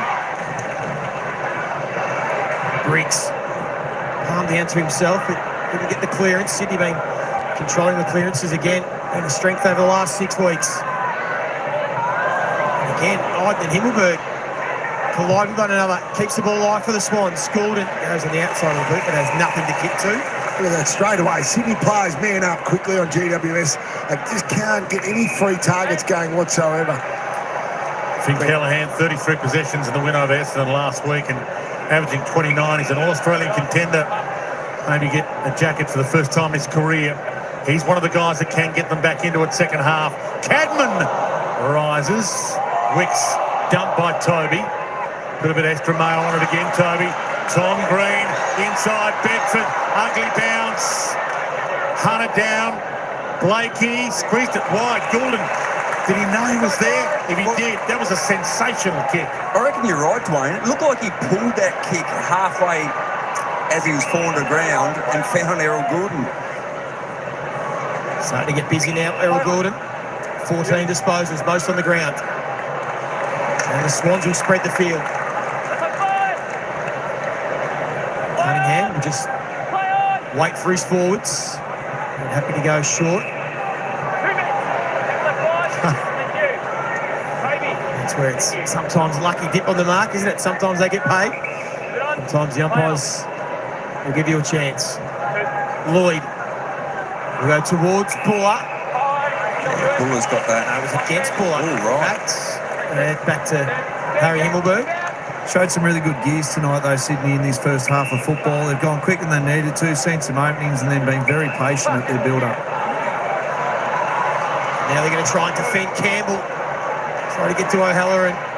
Well done from Rampy. Canelio has a bit of space inside 50. They just overshot the kick, looking for Bedford. And well read from Melican. Just got to take Hogan. Easy one in the pocket. Yeah. They've missed Hogan on a couple of occasions. They've gone to him, but it's on the second lead or when he's dropped back. McInerney. Connection piece is just not working, and the Swans are defending the corridor exceedingly well. That's what Milliken wants to do here, how aggressive they get with this lead. 2.5 minutes left. He drew the traffic, gave it to Blakey, and Blakey turns it over. Golden opportunity here for Callum Brown. Doesn't want to waste it. This ball movement, though, it just hasn't worked, Dwayne. Normally the Giants, when they're up and going, they can flick that handball on. They just can't get the movement rolling. Callahan does roll. Chips it. He's got a few options. Captain will do. The new kid on the block. And usually it's that man, Finn Callahan. He's the one that gets their transition, their chain movement going. So he's the one that rolls. He takes the bit between the teeth and just goes. Gives his forwards a one-on-one opportunity. Quick 5 minutes, Toby. Thanks, Brody. Good mark by Cadman. Starting to take it. That's not classed a contested mark, but it should be. He's taking some nice marks in the contest. He's 14th in the Coleman race, but he's rising up the list in a hurry. And the kids look okay for the Giants. Cadman delivers in the shadows of half-time. Yeah, well done. Stay within the hunt there. So Sydney have absolutely dominated this second quarter. Finn Callahan's the man, so he's been on fire the last few weeks. Hasn't had less than 28 disposals the last 5 games, so he just goes. And forwards love that. You roll on it, especially left footers when they roll. Gives you an opportunity. And it's a great spot to put it. 20 metres out from goal. Just allows you, if you've done the early work, slip your defender and then launch forward at the ball. And a good finish.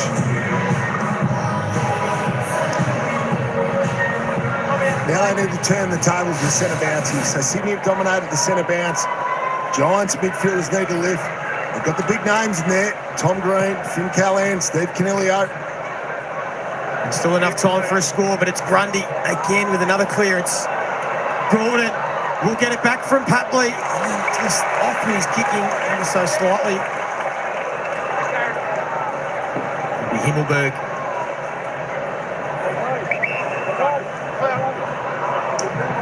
It's been a 4-2 quarter in favour of the Sydney Swans. Big Bricks. Stringer's deep, and so is Jesse Hogan. A couple of kicks from this one. Giants will try and build it up.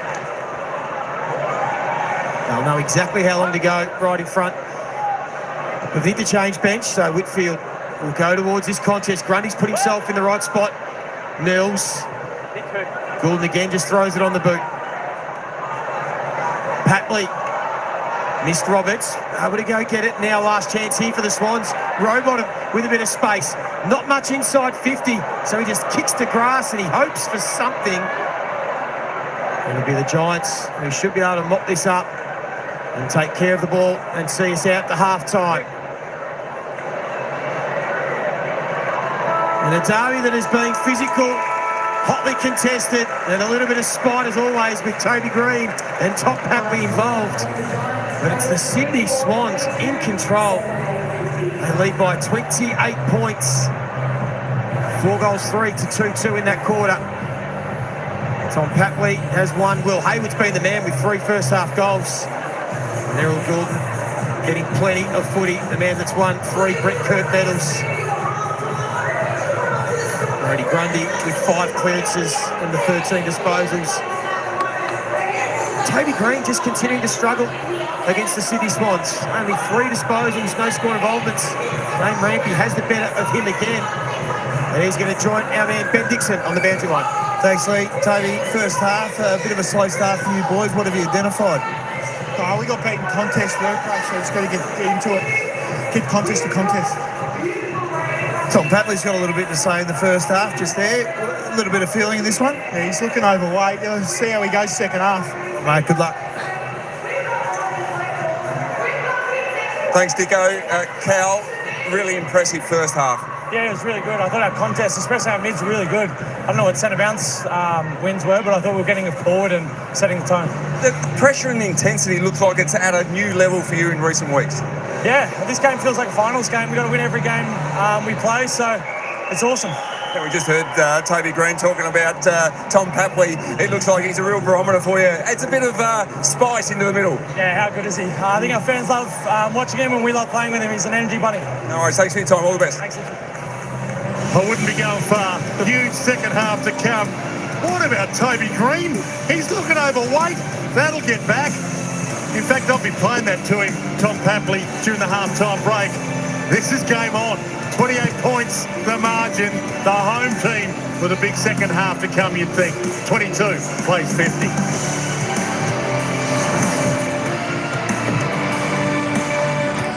All right, we'll be back with the commentators not too far. What a comment from Toby Green, Tom Papley. Let's see how he goes in the second half. He looks a bit overweight. There we go. Talk about a bit of feeling in this game. Battle of the Bridge. It's Sydney Swans 7-8-50. The Giants 3-4-22. Slow beginners. The Giants, I tell you what, the Giants just can't find targets inside their forward 50 apart from bombing the ball. They did hit Cadman up. They got one in there. There we go. The Giants put on 2 goals, 2 in that second term. The Sydney Swans continue to lengthen their lead. 4 goals, 3 in the second term. Oh, my God. Have you ever heard a comment like that from the opposition player walking off being interviewed? That was an absolute ring-a-ding-ding comment. That was a classic. Of course, only Toby Green would say something like that. I think he wants those comments to get back to him to spice the game up a little bit and have a little bit of rough and tumble play in the second half. They need to set the fireworks alight. Do the Giants? I tell you what, the Sydney Swans, though, they're looking really good in this game. It's their game to lose. 28 points, the margin here at half time. Can Sydney Swans keep going the way they're going? The one thing you got to ask yourself if you're a Sydney Swans supporter, why haven't Sydney played like this all season? That's a good question. Tell you what, it's not the Sydney Stars, the A-graders. It's not them doing the job tonight. It's their second and third tier players that are all performing their role, and they're doing it well tonight. That's the difference with Sydney that was seen in recent weeks. It's the A-graders that come to the fore and lift Sydney over the line. But tonight, as I said, second and third tier players certainly bringing it. Not for a long time. Now give him a $20,000 fine. No, that was a classic. I tell you what, if you got fined for that, you just give away football. You got to have a little bit of character in there, and that's what Toby Green and Tom Papley are all about. A bit of characters, put a bit of spice into the game, and it's just absolutely fantastic. Hey, just for let me just double check over on the other ground, around the grounds. Let's get a score check. 23-minute mark into the third quarter. I'll tell you what, the Western Bulldogs 14-7-91, leading the Essendon Bombers 4-6-30. 61-point margin there at the 23-minute mark of the third quarter over there at Marvel Stadium. Holy Toledo Batman. The Bulldogs are absolutely licking the Bombers. Tell you what, they're eating them for food. Absolutely. Hey, let's just have a quick look at this live ladder and see where they sit. GWS, let me actually turn that live ladder off. 113.6, the GWS Giants. There we go. So as we can see, the GWS Giants have actually lost 2.4% in this game. And there we go. Only 4.7% ahead of Fremantle. Of course, Western Bulldogs building their percentage there. Sydney, if they win, they're only a game out of the top 8. So there we go. It's still mathematically possible, but we do have to remember the Gold Coast Suns, although they play Brisbane Lions next game, they still do have a game in hand. So things could chop and change. I tell you what, it's a fantastic round 20 of football action. But we'll come back and check out the player stats and team stats in just a moment. We'll just head back down to the commentators. They'll give us a little bit of analysis on the opening half. Friday night footy, Jonathan Brown, Alistair Lynch, You got to love the attack on the ball that all these players have brought to this first half. Oh, I love it. It's been red on in the kitchen, hasn't it? Hayden McLean injured early, which we'll get to, but the Sydney players had a real menace behind them. Giants' pressure was okay, but they just haven't allowed the Giants to play the style of game they want to play. So take your hat off to Sydney. They've got a lot to play for. They're hanging in for a finals berth. You're right. The pressure was right up, and they defended the corridor, so they just couldn't get their game up and going. And this is, scores from turnover. And that's where we expect to see the Giants that buzz off half back, hit the target inside on the 45, and then by hand they sort of overlap and get over the top of the defenders. Haven't been able to do it, and the Sydney Swans are the ones, they're transitioning beautifully. And Will Hayward's hit the scoreboard, 3 goals. He's been in everything in the first half. Oh, he's been outstanding. What the mark he took against 3 defenders, 3 Giants defenders. There are no mugs down there, so very good effort by him. He's a beautiful set shot at goal as well. Good awareness here. They use the advantage. Tom Papley hit him low there, but he's had the 6 disposals, kicked those 3 goals. So 2 very good straight set shots and the 1 extra one for the boundary. So great by him, especially needed with Hayden McLean going down to go. And that was one of the signs there, that marking contest that really would have disappointed the defensive coach and Adam Kingsley for the GWS Giants. He shouldn't have marked that one. It should have been crushed over the line, and his body should have been knocked over the line, but that almost typified how the Giants are going in the first half. A welcome return to Tom Papley. He's got the 1 goal, but he's been the Energizer Bunny. He started the night. We showed an injury in the first quarter. He just got a little bit of a hip after this incident, recovered pretty well, and then got himself into the game, as we can see. He's been in everything. Lynchy, we did an interview just at halftime, then we were right in the middle of it. They were throwing words left, right and centre. Absolutely. He had the mad eyes going. Look, here he goes chasing after Toby Green, looking for Tom Green. He looks any Green anywhere, he's going after him, but he just adds so much energy to this team. And I mean, actually, outside what he does with the ball, he adds plenty of spice and plenty of passion for the team. It's like a cage match, but it's 1-on-4, isn't it? WrestleMania. He's taking them all on. It's chief antagonist. It's great to see. And that's a big part of why Sydney's in front of the scoreboard. You've just come back from Vegas, so you're used to what's happening tonight. We could sell this fight. Don't worry about that. I was trying to interview him, but he was too busy giving feedback to the GWS players. That's right. It was pretty heated at half-time, and it was heated at the first minute of the game. Unfortunately, Hayden McLean was knocked out and was stretchered from the ground. And disappointing start for Hayden McLean and the Swans to get this. So it was an incidental head clash, but not what you want to see from the Swans. No, absolutely. We see Sam Taylor come over the back, and I think he hits his head with arm onto Buckley and Buckley into Hayden McLean's head, and that clash of heads obviously didn't pass the HIA, but thankfully was sitting on the bench during that second quarter. He's up and chatting and feeling okay, so that's really good news. Yeah, Aaron Francis subbed straight into the game in the first minute and certainly had his say in this game as well. Well, it's the Swans by 28 points. If it's rivalry weekend and anything to go by, we've got the Q Clash and the Showdown tomorrow. We'll take a look at those 2 games after the break.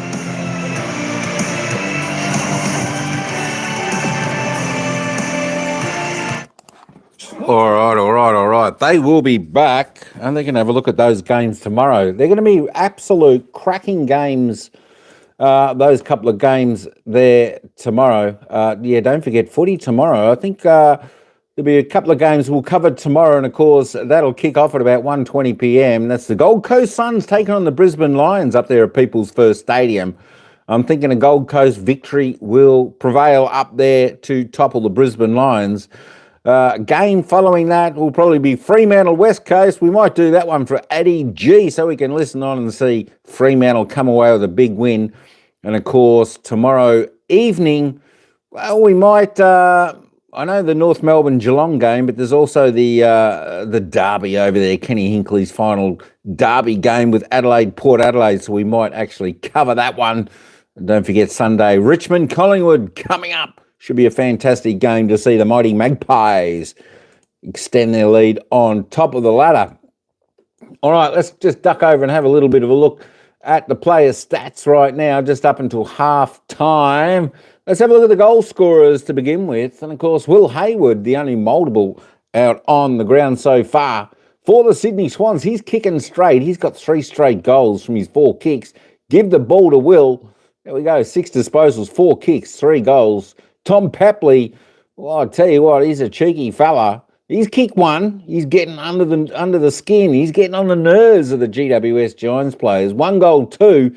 Tell you what, just as well he hasn't kicked 3 goals. That would really send the Giants in a spin, that's for sure. 1 goal, 2 for Tom Papley. Callum Mills has got a goal. Isaac Heaney, Brodie Grundy also got goals.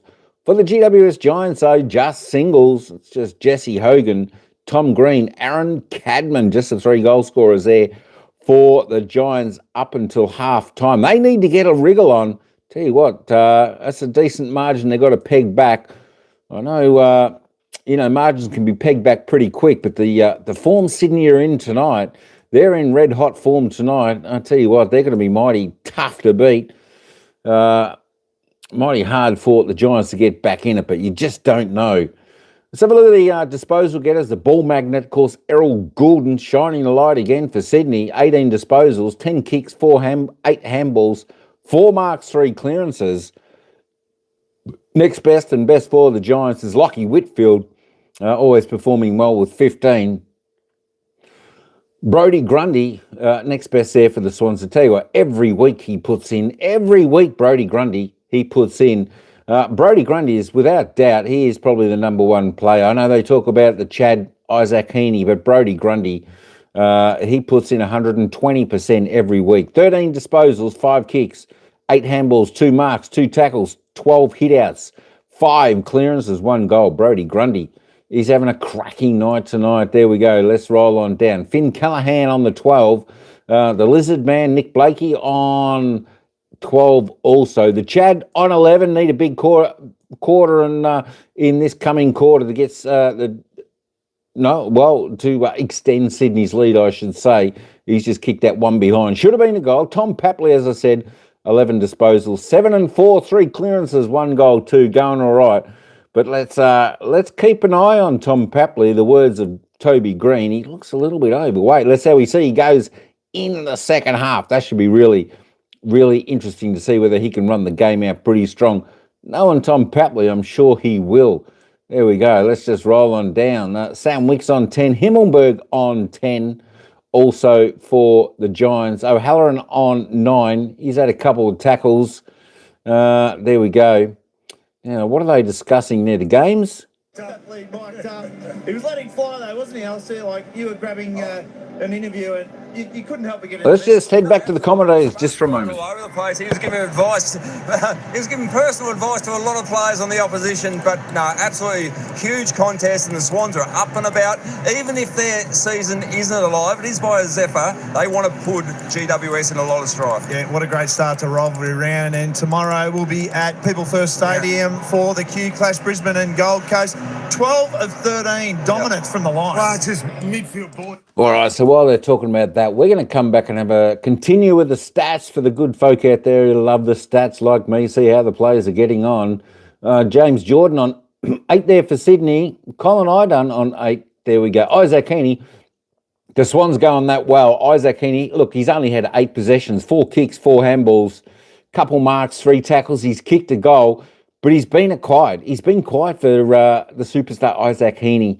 Look, I think this is one thing Isaac Heaney, as much as a superstar he is and a star he is, you don't often see him put in 4 brilliant quarters together. It's always a quarter, a half. That's about it.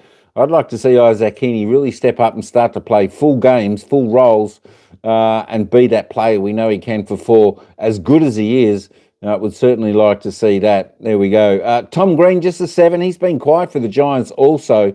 3 kicks, 4 handballs. He's had a couple of clearances and a goal. Need a big second half from him. Aaron Cadman got a late goal there.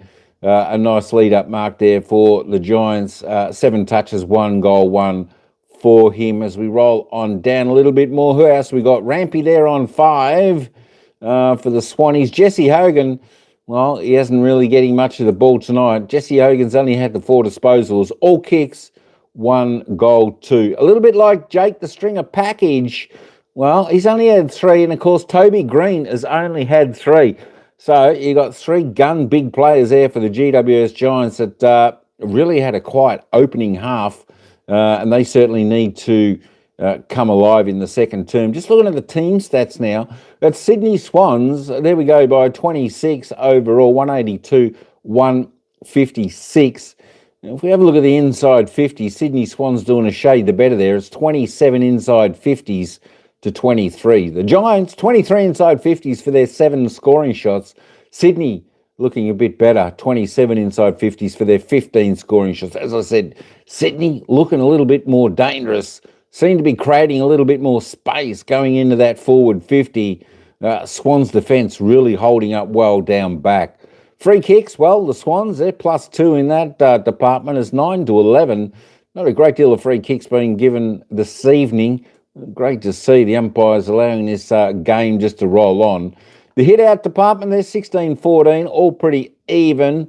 The Swans +2 there. The clearances, the Swans are doing really well, 21-14. They're +7. That's +1 in the centre and +6 around the ground.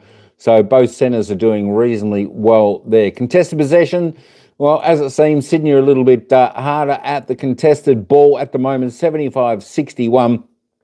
Giants just need to put up and lift their pressure gauge up in this second half. They just don't seem to be running as hard, putting the pressure on Sydney like we can see the Giants normally do. So they really need to lift the tempo up a little bit. They need to get a little bit of that oomph and spark that like Tom Papley's got and he's bringing to the Sydney Swans. So the Giants need someone like him. Maybe Toby Green can be that spark for the Giants to really spark them up. There we go. Uncontested, well, it's, what's that, 23 plus to Sydney. Turnovers, pretty low turnover game here at the moment. Just 29-27. Fantastic to see. If we have a look at the marks, there we go. It's just 52-40. Marks inside 50. Well, the Giants have got 4, Sydney 3. Sydney still, as I said, they still look a bit more dangerous going inside 50. The Giants are tending to bomb the ball in a little bit too often. And as I said, the Sydney defence holding up really well. Tackles, 31-29. I'd like to still see, like that's just some tackle, but you got to put on other pressure, run down pressure, etc. Like that for the Giants. Good, hard chasing pressure on the Giants. 4 tackles inside 50 for both teams. Look, both teams need to lift that the pressure gauge there. Look, we do see some teams really ramp up the pressure, and they hold it inside their forward 50. And that gives them a good opportunity to get that loose ball and score from there. So that's what we need from both teams in this quarter. But I tell you what, we're in for a ring-a-ding-ding third quarter, second half. It's the Sydney Swans, 7-8-50. Giants, 3-4-22. There we go, 28-point margin to Sydney at the moment. We've got a great game on our hands. It's going to be interesting. Can the Giants come back a little bit? I tell you what, they wouldn't want to let Sydney get too far in front. They wouldn't want Sydney to get the first couple of goals in this third term, or else it's really going to be hard to peg back. We're going to head back down to the grounds just to give you around the ground score. 3-quarter time at Marvel Stadium. It's the Bulldogs 17-7, 109. Leading Essendon 4-6-30. 79-point leaders to the Western Bulldogs over there at Marvel Stadium at 3-quarter time. All right, folks, let's head back down to the action for the third quarter. It's the Swans by 28. The expectation. Great for the game. We love our characters. If he gets fined for that, there should be a march on AFL House for the Sydney Swans. Great for the game, and just a little bit of mail coming out of the Swans rooms. It has been passed on to Tom Papley about Toby Green's feedback. Here we go. Don't go anywhere. This is going to be a massive second half of footy. ENGIE Stadium, Sydney by 28 points. They led by 15 at quarter time. Grundy being dominant again. Heaney hasn't been as huge as he was last week. Hasn't been needed so far. He's got some teammates playing some great footy. Rampy's one of them who's done a terrific job on Toby Green. Jones, handball to Angwin. Here is Toby. Goes with the outside of the boot. The angles don't quite work, but he almost made it work. And he needs a big second half, does Toby Green. As we said, just one goal in his last 4 meetings via the Sydney Swans. Just his 4th disposal. Would he have gone the length of the ground there, Lee? Go get into Tom Papley. It's just the start of the third quarter we needed. Just get over the line. Blakey wanted to go to the length of the ground there, Mike, with a little help from Jordan. Rolls it to centre half forward. Splendid pick-up by Fonte. Almost face-planted by Buller. Good tackle, good attack, no prior. Good footy all round. Everybody takes a breath. There was barely time to take a breath in the opening half. Briggs and Grundy tie up, play on advantage. Callahan's out the front of the stoppage. Had a bounce. Put the Jets on. Says Dane Rampy, I've got you covered and might go all the way home. How's the wow factor of that from the flying Finn? Finn Callahan. Well, he's the one that's lifted it. So late in the second quarter, he sets a kick up to Cadman. Cadman takes the mark, kicks the goal, just keeps him in touch. Again here, he just breaks the line. He's a beautiful runner. So often we see him gets involved in the chains. He's their chain runner. He's their creator. And look at that. Not many players in the competition are capable of running at that speed, settling, and kicking a straight, accurate kick. Having a bounce, and this is the stuff we talked about, off half-back and scoring. As you said, he's usually involved, but at high speed, taking the bounce, the arrogance. The arrogance to run away from his opponent and the class to finish. He's a superstar, Finn Callahan. He just looked over the left shoulder, Brownie, and he saw it was the 35-year-old Dane Rampy. And he said, I'm pinning the ears back. And they needed that, the GWS Giants. Good start to this third term. There he is, James Jordan. Still got that assignment, Lloyd taken high. Now Jordan will take the advantage. Gordon gives it off to McInerney, who can straighten up on the right boot and gives the quick response. Bang, bang to start the third quarter.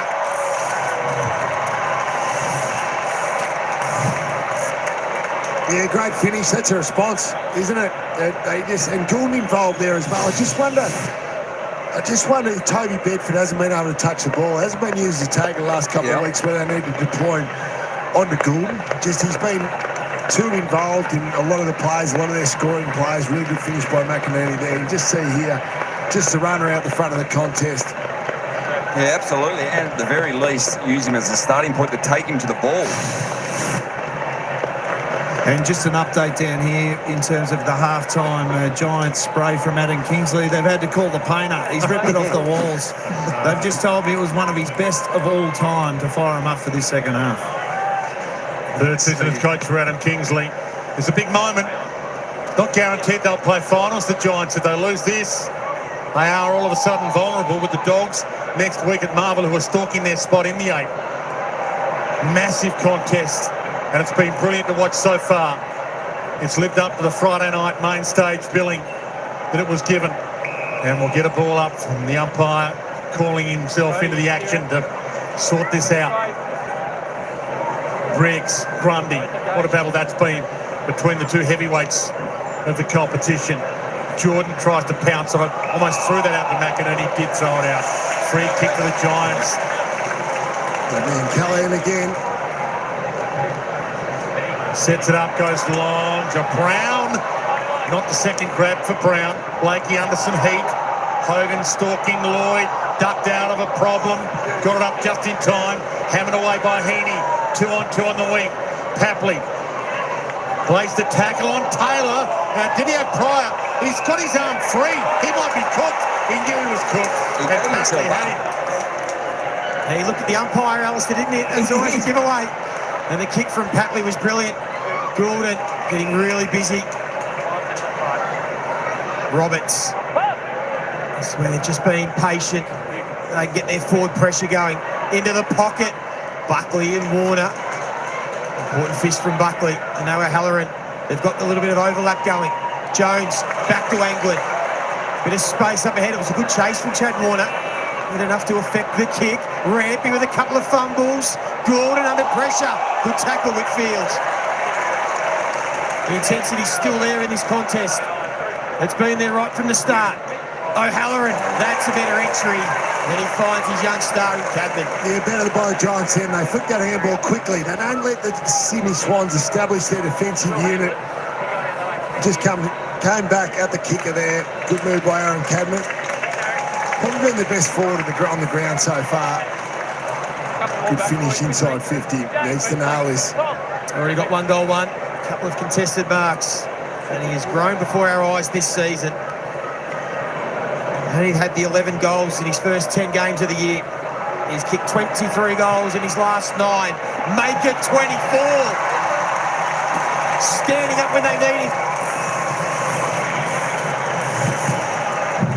What I like about the rise of this guy, Lynchy, he is a guy that's kicking goals and playing well against good opposition and good defenders. So he's done it against the Brisbane Lions a few weeks ago, done it against Geelong a fortnight ago here, and then tonight he's playing a very solid game against a really good Sydney Swans defence. And that's what I want to see, that pressure causing the turnover. Now he wanders into the forward 50 unchecked and very different to what we've seen in the first half.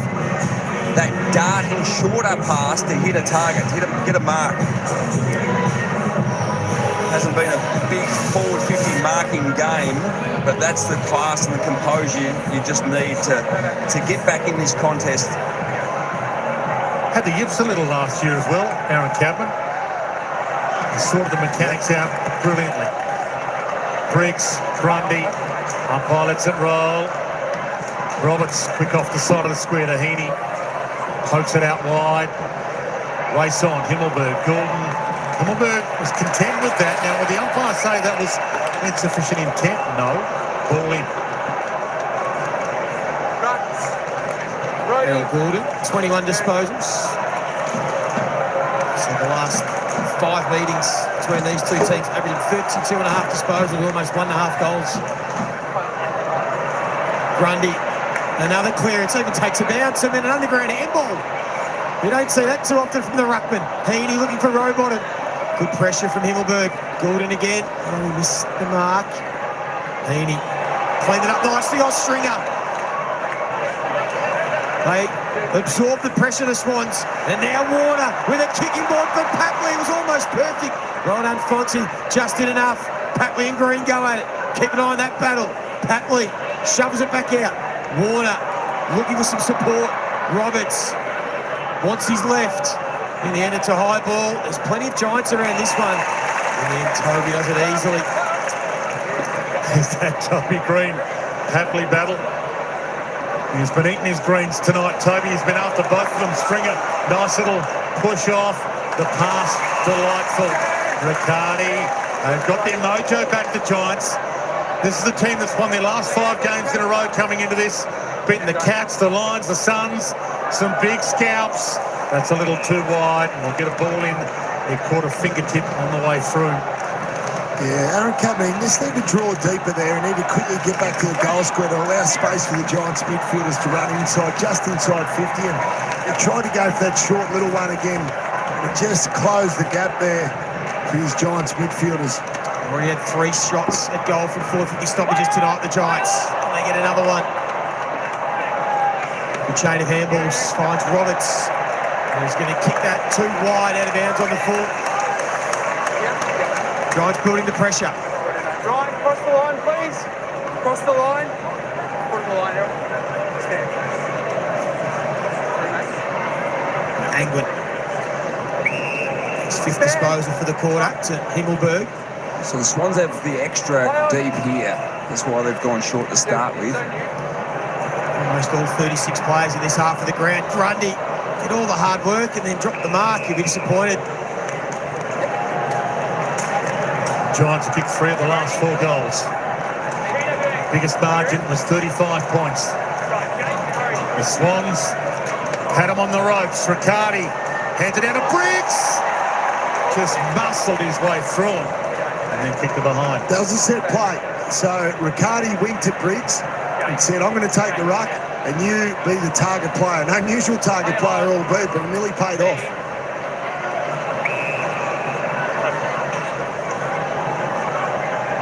So this is the next step for the Giants. Hold the Swans in their back half.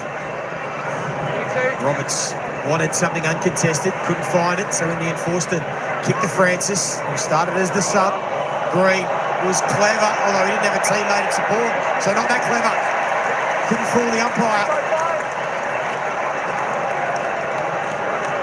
He knew he had to make some sort of attempt.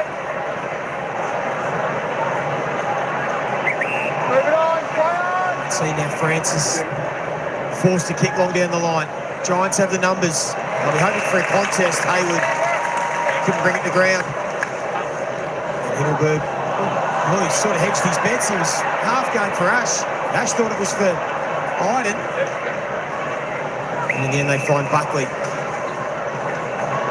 And now Bedford. A little fatigue, maybe kick in with Sydney as well. They had to jump with their sub in the opening minute. Hayden McLean subbed out. Giants still have their sub to come on. Riccardi floats in, can't mark it. Heaney caught, got a kick away. Warner danced out of a jam. Heads wide to Rampy. Fake to go one way. Sizzles one inside. Cut off by Canelio. Held his ground. The dance step was nice. Put Buckley under the hammer. But they're aggressive. Himmelberg. And it opens up for that flying fin again. Down the staples. He travels long. Stringer! That's the kick you want, Greeley. He loved playing on the end of his boat. And the way he straightens up through the middle, it's a forward stream. And he takes off, and that weighted kick to Jake Stringer just lobbed it out. There's no way Mills was going to get to that spot. Big body, Stringer to protect the drop zone, easy mark in the end. Kicked 3 goals won last week from 18 possessions against his old team. In the big moments, it's often Stringer time. Here they come, the Giants.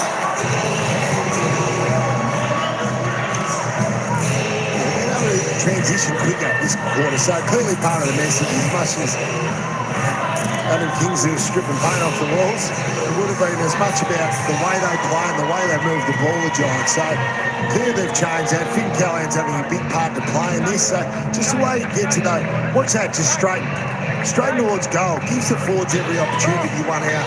Beautiful kick to advantage. And it wasn't clean, but off half back, the hands. Got the hands going. And Jakey, he looks like he's got a bit of Tom Papley about him, gets around a few of the Swans players on the way off, gives some feedback, but that's a really important goal, and they're just sneaking their way back in this one. Yeah, the siren's about to go for the tsunami down here at ground level. They're building beautifully now, the Giants. Starting to look like more of the team that have won their last 5. 3 goal to 1 quarter. Warner just hacks it out of midair. Francis, good spoil from Taylor. Again, they sweep the handball wide to that man Callahan, having some real influence now. Takes a bounce and heads towards Cadman. Strong. Wheels. Goes into the pocket. There's Hogan who's going to get the free kick. Not much Hamlin could do on that occasion.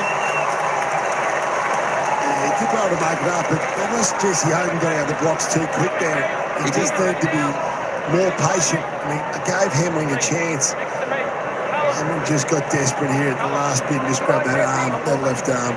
You're right. If he paused for the extra second or so, just push Hamlin off, and then he drops into an easy chest mark. But in the end, he still generates a shot at goal and the bounce off half-back once again. First Cadman, then Stringer. Now can Hogan hit the scoreboard. The ball drop wasn't perfect. And then they do go and keep it in. That might be a heads-up play. Toby on the end of it, but we'll get a score review. Oh, no, that's goal. Tommy Papley walked straight back the other end. Toby, where's he going?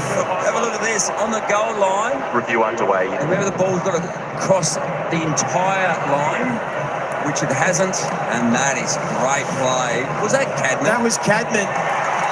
That's outstanding.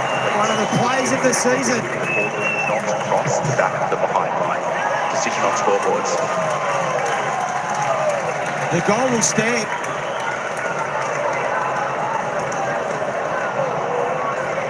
There it is. Toby Green gets his first, and the Giants, well, they are on a roll this third term.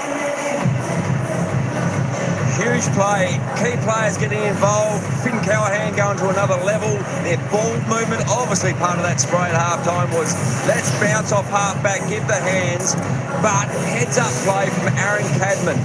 You're always in the game here, and this didn't come off the boot well. Goes up, gets a punch on the ball, open hand slap straight to his captain, Toby Green. Huge play from the young star forward. Gee, that was absolutely deliberate from Cadman. All 4 goals from defensive half. Yep. This quarter for GWS. Did not see the tsunami in the first half. It is back. They were 35 points down. The Giants, they kicked 5 of the last 6 goals. Rowbottom gets the clearance, but it's a hack kick towards half forward. Slapped on. That's the best they can do. Campbell gets it back. A sizzler to the top of the 50. Buckley goes hard. Slaps it down. Wants the crumb back. Sheldrick knocked away from him by Buckley. Toby Green's been the man. Yeah, they need some control. Sydney only had 3 uncontested marks this quarter. They just need the Giants love it like this. If they can get speed into the game, they need to just get some control of Swans. Cornelio can't do something with it. They tackle the tackle machine. Rowbottom is normally the man doing most of the tackling. 4th on the tackles list again this season, James Rowbottom. Just another Tommy injury. Atkins, number 1. Just another injury concern down here. Joel Hamling for the Sydney Swans has just got a right leg injury. All right, we'll keep an eye on that. So McLean's off for the game. Hamling's got an issue, and we saw Papley with a hip problem early in the game as well. Tubby McMullen is the sub for GWS Giants. Taylor, Iden, not quite sure where to go. He put Angwin under pressure. In fact, he's put his team under pressure here. Taylor, Buller, they win the ball back, Sydney. Can they make them pay? Roberts has a bit of ball this quarter. Hasn't quite used it the best. Papley did well to provide a contest. Fonte, he's had some nice moments. Gets the 1-2. Got to be careful. And here they go again. Riccardi can straighten. Goes inside 50. Poor entry. Cornelio not happy. Alarm bells going off in the Swans coach's box. They've got to put the clamps on the half backs. For the Giants, they're just running too hard. Can't stop them. Mills wide. Buller's got a couple to beat. You can't beat Callaghan at the moment. Well, the best stopper in the game's on him, James Jordan. Which goes to how good he's playing. Yep. He stopped the best.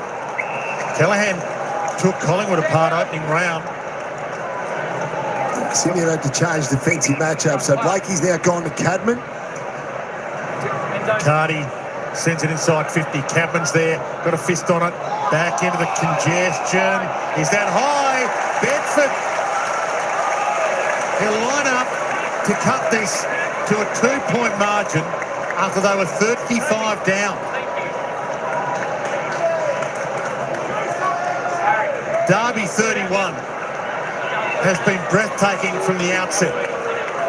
Sydney Swans have come into this having won 5 derbies in a row.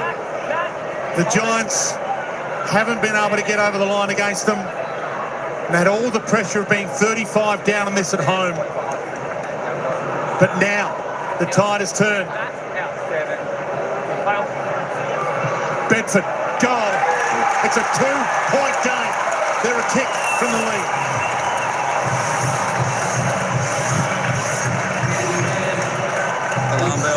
Alarm bells. There's red numbers all through the coach's box for the Swans at the moment, and as we've touched on numerous times, Finn Callaghan, the highest rated player on the ground, the highest rated player in the quarter, as we see this free kick here and good conversion from Bedford. But Callaghan, his 5 disposals going at 100%. He's had 265 metres gained for the quarter and 3 inside 50s, and what is officially a clinic. 4 scoring involvements for Callaghan for the quarter. Yeah, it's been enormous, hasn't it? I mean, Toby Bedford, a pretty quiet night so far, but contributes. Like the rest of his teammates this quarter, they've all lifted as a collective. See there, 6 of the last 7 goals. 6-6 warning against the Swans. Jonathan Browning and Dean Cox, what are you trying to think about now? What can they do to stem the momentum of the Giants? They need to get some control, build up their uncontested marks. They need to get the ball in Heaney, Goulden and Warner's hands. They get their hands on the ball this contest. Pressure, the smother from Cornelio. Briggs just went and won it for his team. Roberts. Grundy under pressure. They're swarming here. Wicks finds Mills, and now they can find the uncontested mark, and it is Warner. Swans still dominating clearance. They are. The Giants have been turning the ball over. 10-3 clearances for the quarter. In favour of the Swans. Finds McInerney. They wanted to quickly go long and hard for Hayward, who's got 3, but getting in the way is that man, Sam Taylor. Now the Giants will look to reload from half-back, from Himmelberg to Whitfield. And this is where they've had the extra number back there, so they're running out in waves, using shorter disposal than we saw in the first half. Cut off by Campbell. Get a chance to settle things down here. Campbell took the step, there's no one on the mark. Sits it up. Giants have got the numbers. Hayward's got 4 to beat, and there he is, the number 1 intercept marker this season. 58 is taken coming into this game, despite the fact he's missed 4 games. Callahan goes wide, a bullet to the chest of Cadman, and they're out again. They are threatening to take the lead back, the Giants. 6 intercept marks this quarter, Dwayne. You're right. They've been control the ball behind the ball when it goes down there.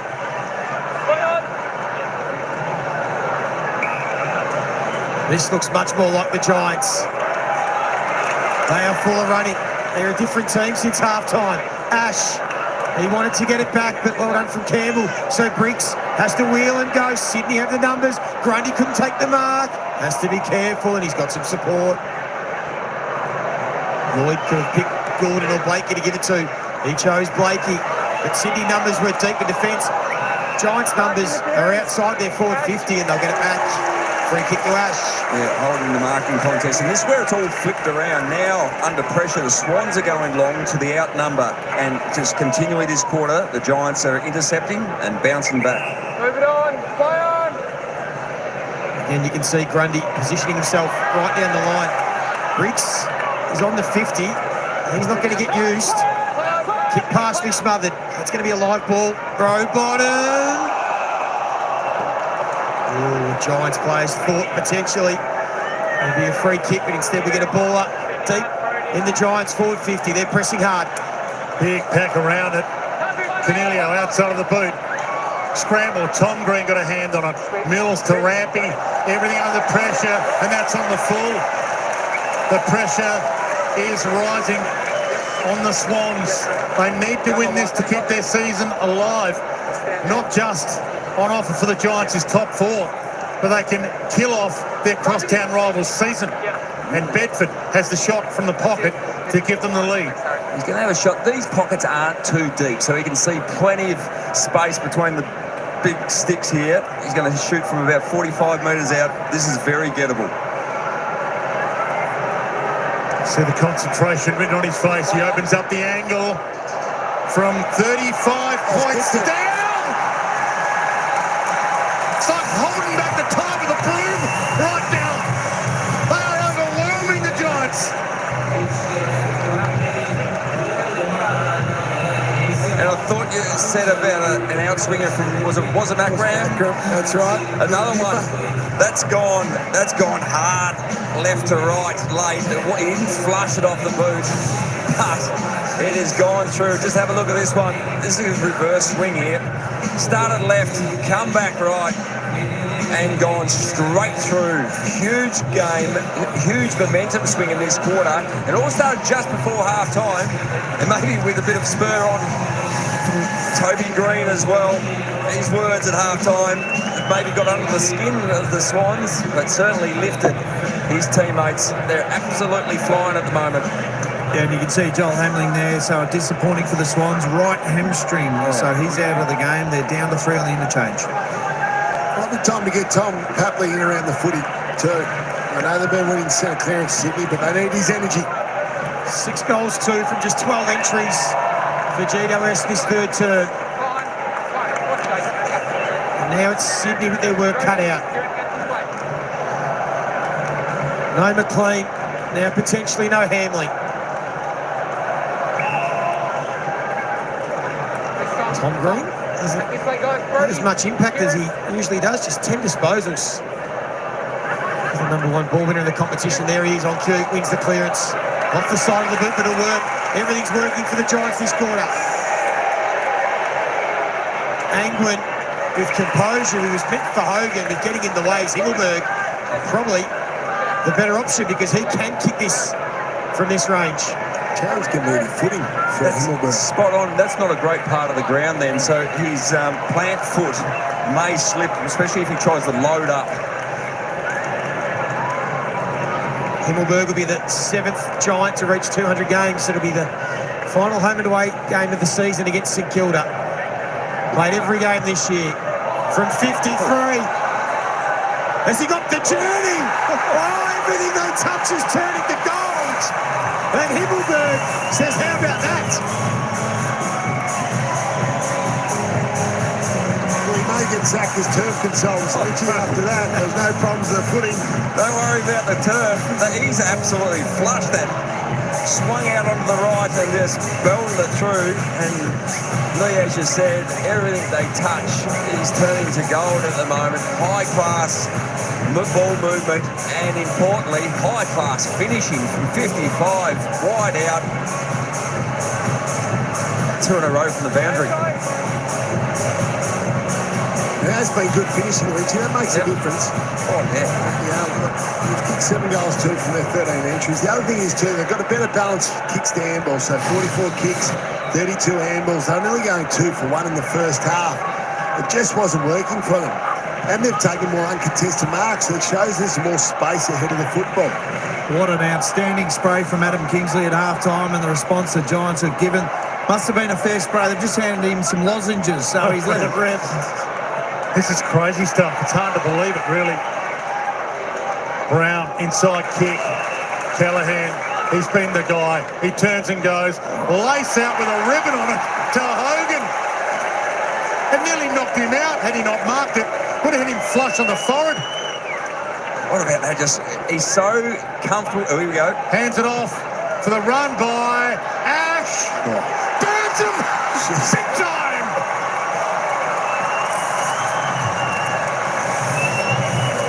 And look at them, they're up and about. Giants players coming from everywhere to celebrate. There is bubble in this. They know they're on top of their game now. There's a few of their stars finishing off beautifully. But Finn Callahan involved again with the lace-out dart. Here it is, lace-out, 35 metres, bang. And Jesse Hogan very aware. Lockie Ash swings around and just easy as you like from 50. And they can't miss.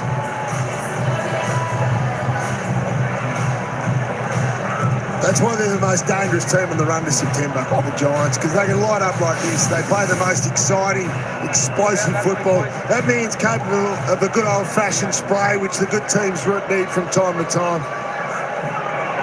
Last 10 goals. Have a look at that. Just 9 of the last 10. It's, in fact, 10 of the last 12. And it's almost as perfect a quarter of footage you'll see. And they might not be done with yet. It tumbles inside 50. Stringer. Oh, he couldn't. He couldn't. Oh, this is just ridiculous. This is just incredible football. Oh, how good.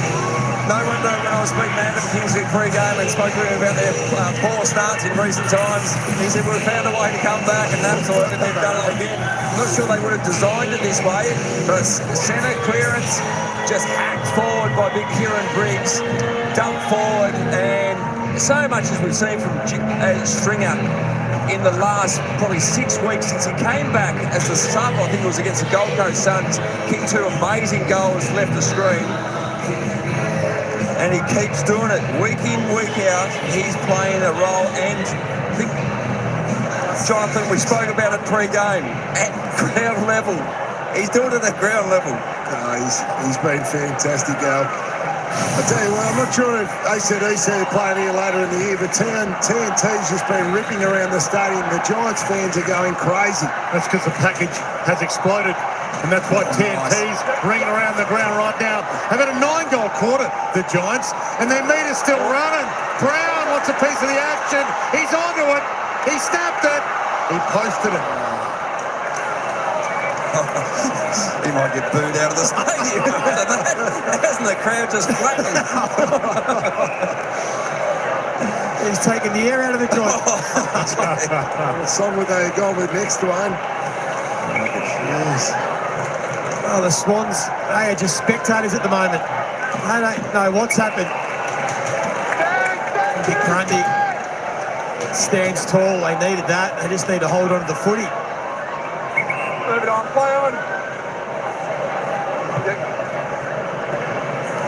And we go along down the line, but the defenders are now starting to get on top. Taylor and Buckley. And they're alone running again. Whitfield. An ambitious kick for Stringer, but he'll get the free kick. They got players wide too. Can they make it 10 for the quarter? Grundy working hard, gets all the way back to support his defence, and they needed him.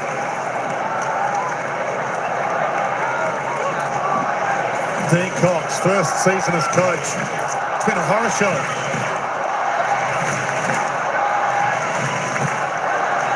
Just not a lot he can do. They've just got to get the ball in their hand to start with. Briggs, Grundy knocked down into that congestion. Kelly fighting hard. Heaney, even he's fumbling. Dumped into the deck, face planted. Warner going nowhere. And the crowd enjoying this as well. The Giants fan base. They registered a membership record during the week. They're loving this. It's the loudest I've heard them for quite a while. They've been fantastic, the Giants crowd, and it helps when your team kicks 9 goals in the quarter. Free kick off the ball, going to James Jordan. From the umpire, 70 metres away from the contest. Inside 50s, 17-7 for this quarter. He wants to come wide. Wants the safety of the boundary line. He makes sure it does go out of bounds. Just look at that, just celebrating those. Nothing great about it on the stat sheet. Just getting around each other, the Giants players.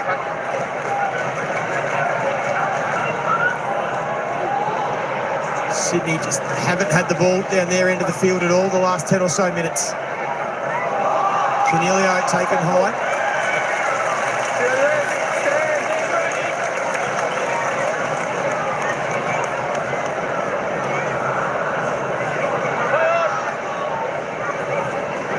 The 9 goals the Giants have already kicked. It's the second most in a term this season. Can they make it 10? Brown. He's got some wheels, but he just lost his footing. Gordon. Free kick to Sydney for a high contact there. Jesse Hogan was incredibly unlucky in that marking contest. He just got shoved out of the road.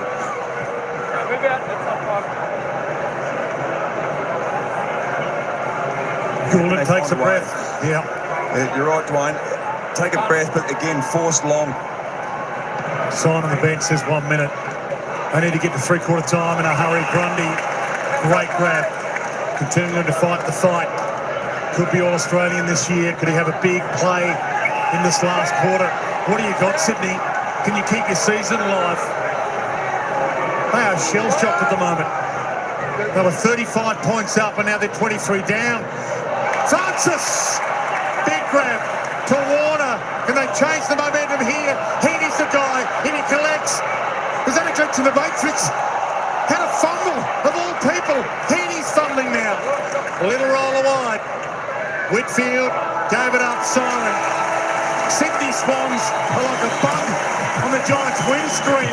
They want to just bulldoze straight through them in their season. A 9-goal quarter from 35 points down to 23 points up.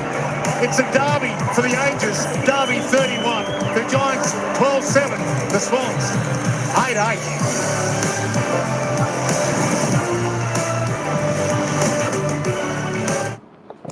Well, there we go, folks. Have a look at that. What is going on there? What's going on there, Jack?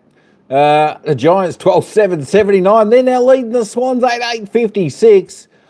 23-point margin, of course. 28-point deficit at half-time. They turned that around to a 23-point lead. There we go. 1 straight goal. That's all the Swans could manage.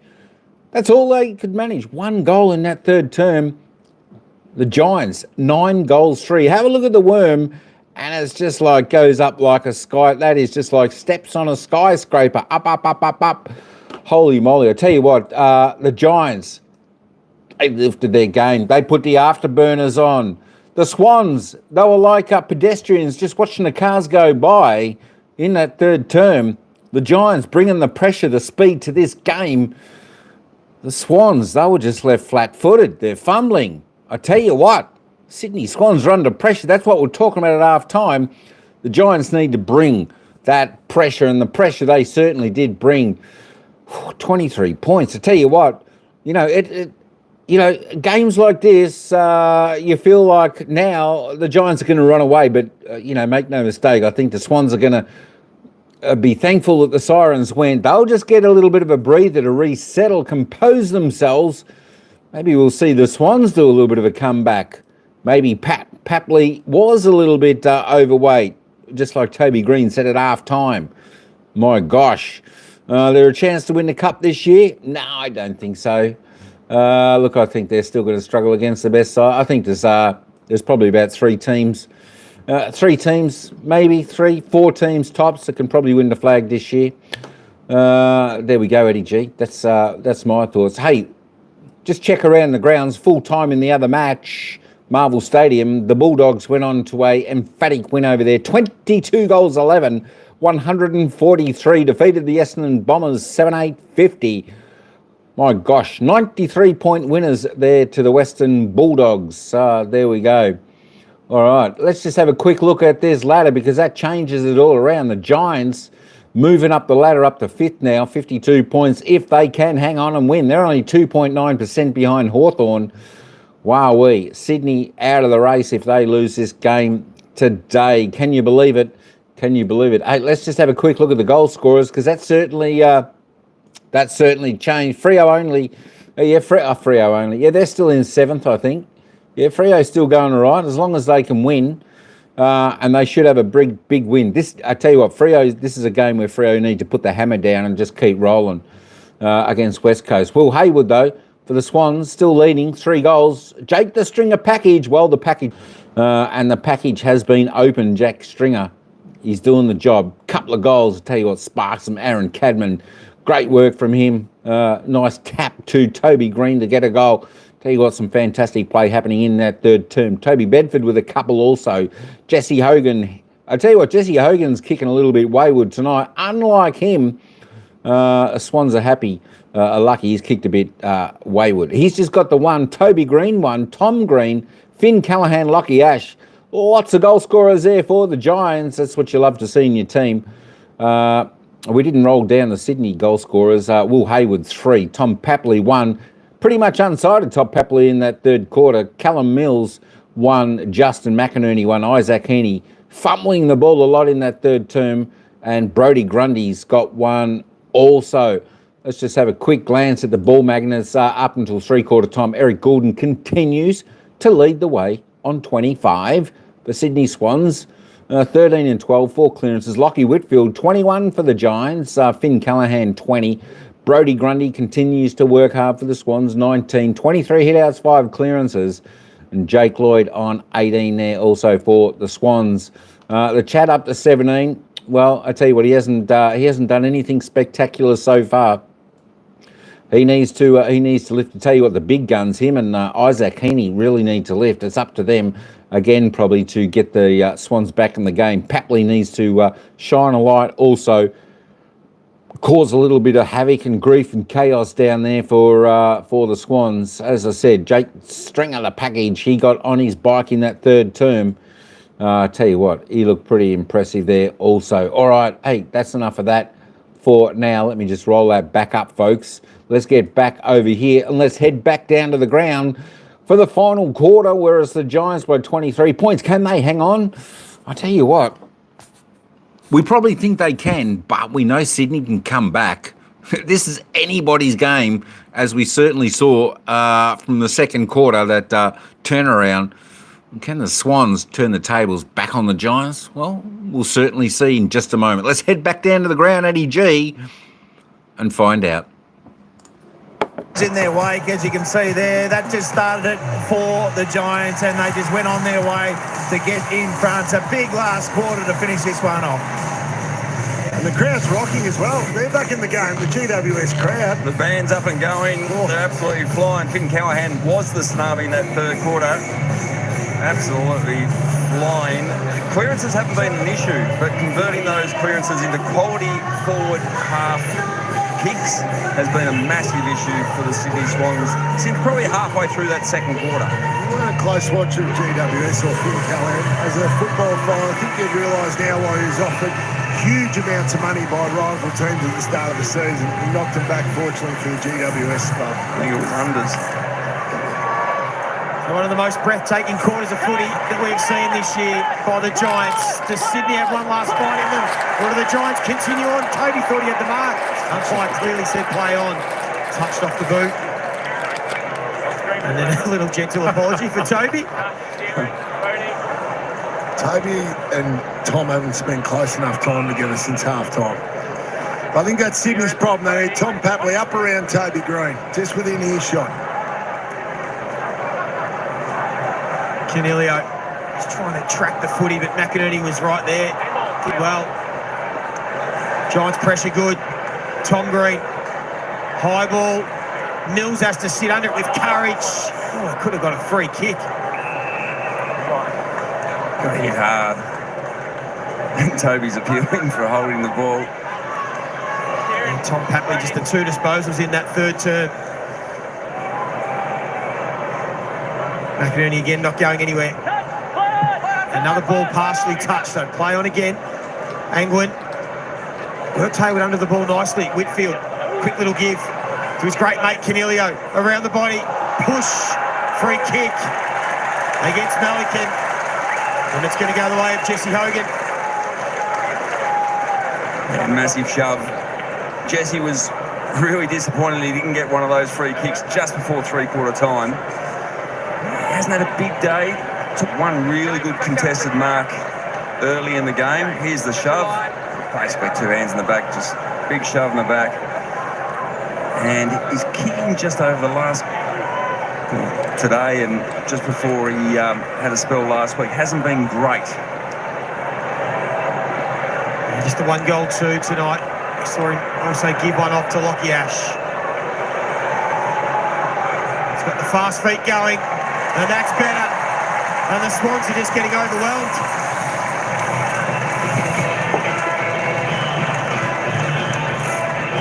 We've seen the difference between the two teams since half-time. Where their trajectory is towards September, no question about it. So they're on the run. They're marching towards top 4, this team. Sydney Swans, they need to win tonight. They were fantastic in the first half, but the Giants have lifted to the standard that we expect of them. That's part of the attraction for this what looks like a win, is you almost had the red pen through them halfway through the second. Great response from their leaders in the middle of the ground. The last 9 goals for the Giants. 11 of the last 12 goals for the Giants. It's been stunning. The turnaround's been hard to believe. It's been amazing. From 35 points down, the Giants, having kicked 11 of the last 12 goals, now lead by 29 points. Heaney trying to generate some momentum back the Swans' way, but even they are shell-shocked right now. The belief not there at the moment for the Swans. Toby Green, he started all this with a half-time interview with Ben Dixon. He said, "We're coming for you." Tom Green goes all the way back. Whitfield had to wait. The collect was nice. And the chip kick was delightful to Taylor. And they're out again. And it's that man Callahan, who's had 17 kicks at 95%. Brown, Bedford, starting to get off the chain. He could have gone if he wanted. Instead, he waited, and again, Mills getting in the way. Poor entry. And this is an aspect of the game that has really picked up for the Giants. After that initial, they were just getting ripped apart. They've defended much better. It was Mills' 30% mark. The kick was aggressive. They need to take some risks, but that's not going to get it done. Himmelberg quickly wheels, sees Hogan in the pockets, and he wore one for his troubles. Yeah, he did. It was a really good play, though. Tough on Malikan there, just going back, trying to keep an eye on Hogan and the ball at the same time. Jesse Hogan, good craft, just steps around him there, cops one in the stomach. Nothing malicious about that. No, but again, very easy if the kick's weighted to your advantage, which it was. Melkin, as you said, was out of position, but it was because of the turnover. Nicely weighted kick, easy mark. Done that well in the second half, the Giants. Midfielders have kicked the ball to the advantage side of their forwards. Hogan for back-to-back goals to start this fourth term.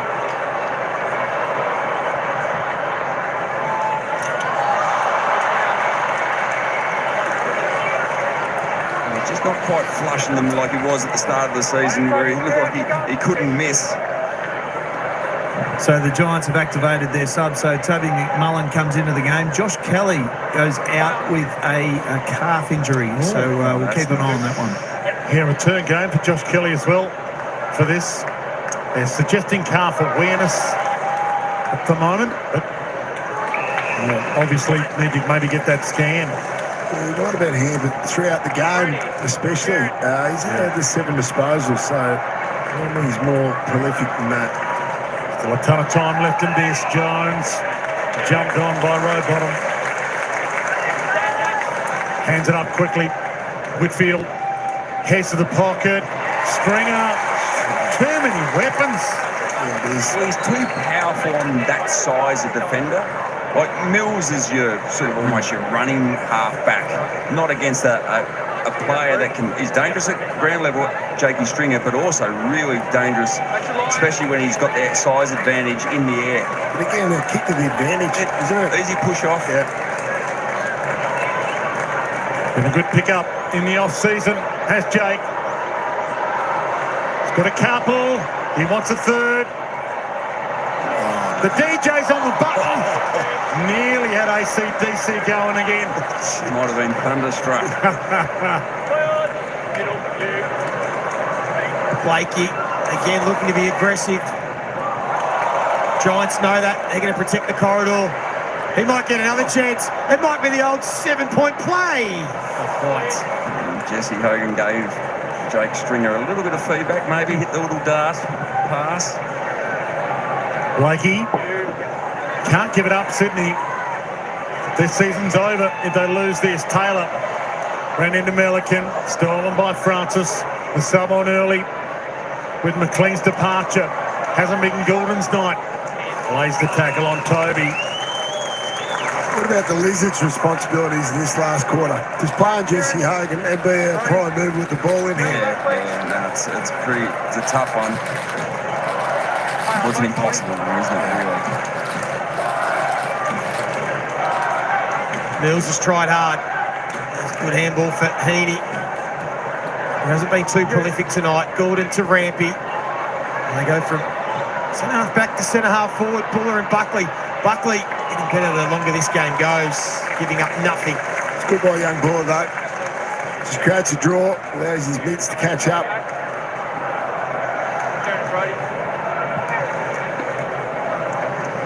Umpire waits for the ruckman. Grundy to Heaney, that combination inside 50. You see so often, but no space for Heaney tonight.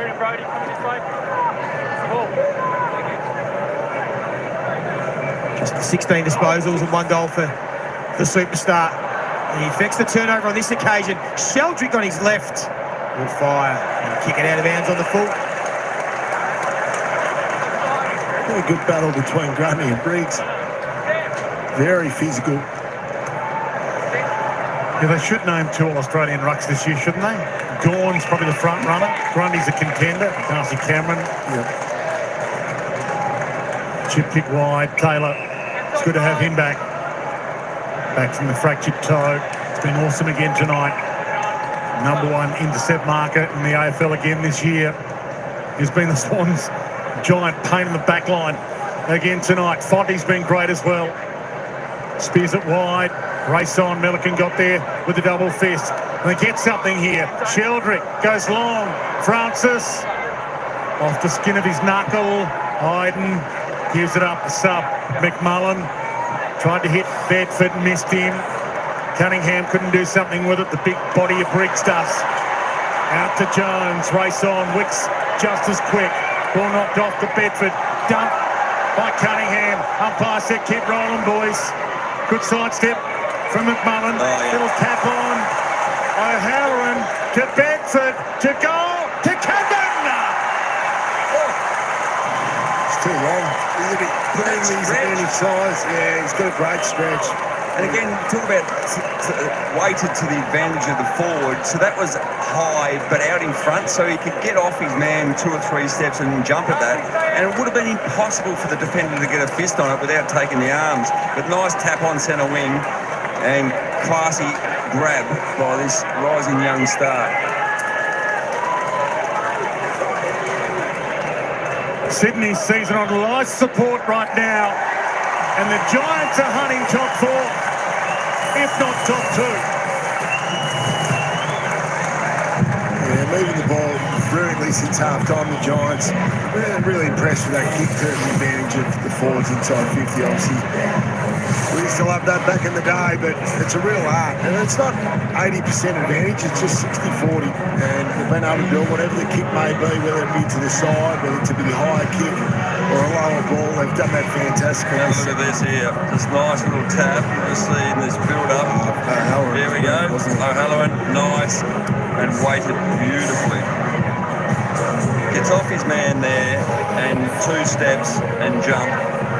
Hard to defend against. Jack Buckley can't wait for the siren for the Giants. He's just come off with a lower leg injury, left lower leg. So earlier in the night, he's got a right quad cork. So he's in the wars tonight. And they've got the short break. It's going to be Thursday night. What a matchup between the Bulldogs and the Giants that'll be. We'll talk about the AFL fixturing, Dwayne. Oh, we've got an absolute beauty coming up Thursday night. And Dwayne, in the third quarter, you spoke about Finn Callahan hitting a dart towards Jesse Hogan, would have taken his forehead off.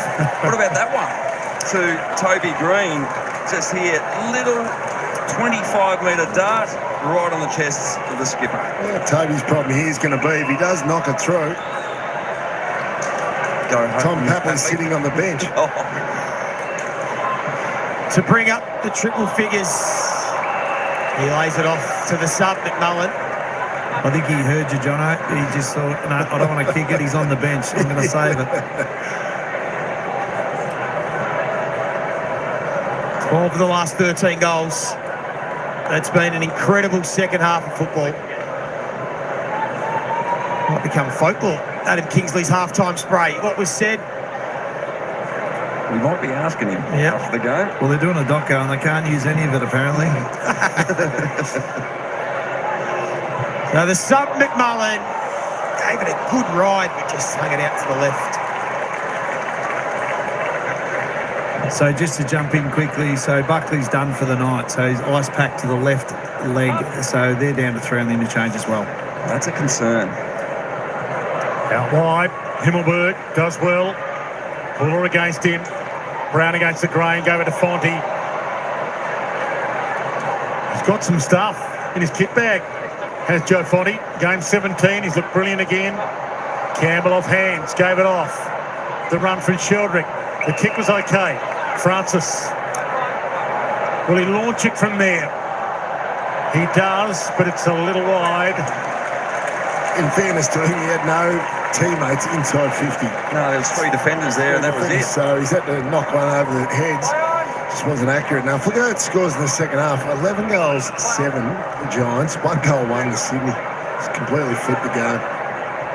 When you look at screen as well, where the ball is, you would think maybe you have to do a head count out there because the Giants are getting more and more numbers around the ball on each occasion.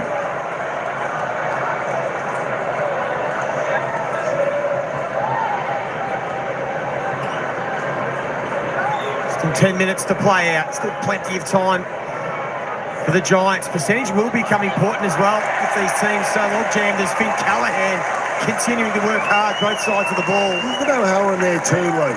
You know, he's like almost Callahan's protector. We watch him with the stoppages. He gets in there and gets Jordan out of the way, and that's allowed Callahan to be able to have clean runs around the contest. And then he gets back into him. That's great teamwork for an unheralded player, but really good actions that to be rewarded by the team at the end. Row bottom. And now Papley. St Hardy been sided in this second half. many Swans have been. Tom Green, one of his quietest games of the year. He's watched his teammates and his mate in the midfield, Callahan, lead them beautifully. Wide to Hogan. Brown. Does he put the Jets on? He doesn't, because he sees something he likes. He wanted to go in deep, but getting back again was Heaney, and that might be a 50 against Toby, and then just a bit of byplay between the two superstars. I think Toby's too fussed with that one.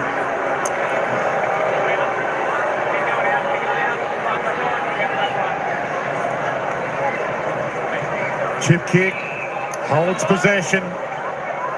Time against them now, score against them, time against them. This will hurt. They were demolished in the grand final last year by 60 points. And they'll have a long, hard look at what unravelled here after being 35 points up and now 38 down. It's been one of the most amazing turnarounds of the season and the most amazing turnaround of Derby history. Derby 31, Sydney's won 20 of them, Giants 10. They're searching to finish off their 11th.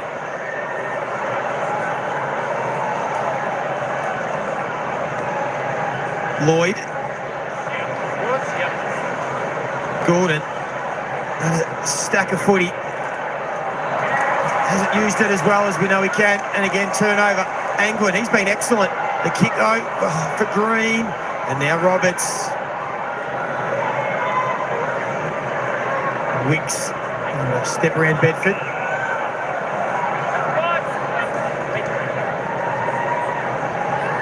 Of course, the Swans will play Essendon at the SCG next week as Paul Goulden doesn't look overly comfortable. That's not a good sign. With a fractured lower leg to start the season. Physio's out with him now. See him top of screen. He might almost be done for the night as well. Looks like he's just walking from the ground. That is no good. Gets into a bit of a jog now. Wicks will send it into the pocket as a hold against the Sydney Swans. These defenders, they have stood tall in the second half for the GWS Giants. He was thinking, Errol Goulden was thinking of staying on the ground. Now he's decided that's it. So he's jogging from the ground. Due to play his 100th next week as well, Errol Goulden. It's game 99. Big fly from Mills. Couldn't get his own crumb. Cadman jumped in, and he's the meat in that sandwich. And they're 7 minutes away from their greatest derby win of all time, the Giants. Had some good ones. It's going to be hard to beat this. This will go down in footy folklore. You're right, Wayne. They were on their knees halfway through that second term. Absolutely on their knees, with question marks around their finals hopes. Well, they led by 7 goals in a semi-final here against Brisbane last year and lost that game. And Brisbane went on to win the flag.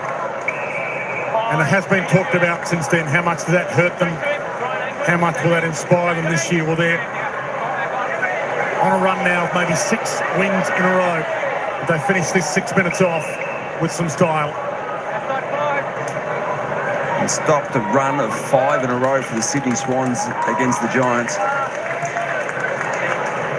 Yeah, they just wrestled back that momentum late in that second term. And in the third term, all the damage was done. There's O'Halloran.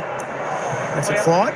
And the halftime comments from Toby Green just tossed it out there. Let's see how they go in the second half. Yeah, like it. A good sign of maturity too. The coach has to get stern with the boys at halftime. They've accepted and they've responded. That's a good sign. Tom Papley has just had the 3 possessions in the second half. In fairness, the ball really hasn't been out there a hell of a lot. But I just would have loved to have seen him just keep him involved in the game, you know, and that's the thing. Just let him start in the centre circle and drift forward, but start there. He could have done with his energy, even if he didn't get much of the ball, just the way that he goes about it. But it all unravelled so quick for Coach Dean Cox. Campbell gets it through to Warner. Here's another one that's hardly been sighted this half. Heaney on the left, clever kick. Oh, well done from Fonte, who's had some really nice moments, the youngster. He's had a couple of shaky ones, but he stood tall as well. Look at him get around him. That is good. Like half the team have run over to him. It's almost a Dikembe Mutumbo, not in my house. Yep, absolutely. Got to love it. Now Papley's injured as well. Gee, he's coming back from a hamstring, had an ankle issue in pre-season. Maybe it's the same ankle for Papley. Holding Heaney. Heaney free for a hold. The blues ring around ENGIE Stadium. Was it a knee or ankle? Looked like he was grabbing the left knee. Gee, there'll be a lot of compassion from the Giants players. Toby's got a nice little smile as he comes back on the field here. Yeah, if you weren't with us at half-time, Toby Green, when at half-time the Swans led by 28 points, said he thought Tom Papley was a little overweight. Around the body from Heaney. Let's see how he goes in the second half, Toby Green said. And a few people would have rolled their eyes, but guess what's happened since then? It's been an avalanche. It's been such an even contribution. I think Callaghan was the real fire starter, but so many of them have contributed, and the forwards have all been able to cash in. Hard to believe Isaac Heaney's only had one clearance tonight, and that was it. He had 13 last week. Yeah, and he hasn't had a tag. Iden ran as far as he could. Dangerous contest. Off the shin.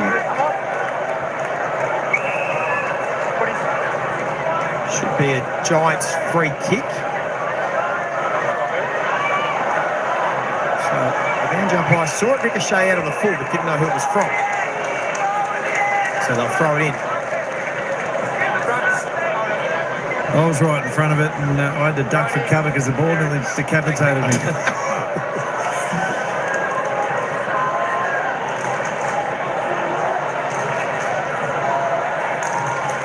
Grundy being one of the Swans' best again. There's another clearance for Heaney. It's a little too late now for the Swans. Their season will be done. They just left it too late after that horror start to the year with injury and form. Whitfield leading possession winner for GWS, coming up for his 27th disposal. He's had 20 kicks at 85%, so it's a strong night. He's enjoyed James Jordan going to Callaghan. Jordan had gone in the previous 4 matchups and he's done a good job. Yes, on assessment, you look at that matchup, don't you? Go, well, we've gone and tagged Callaghan. He's still dominated us. Maybe it would have been better sticking to Whitfield. That's the Giants' 19th contested mark as well, dominated in the air. More Mills and Wicks. Stringer giving chase, and eventually they find Grundy.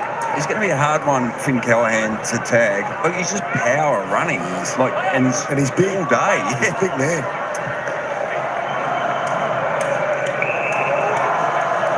Giants chant rings around ENGIE Stadium.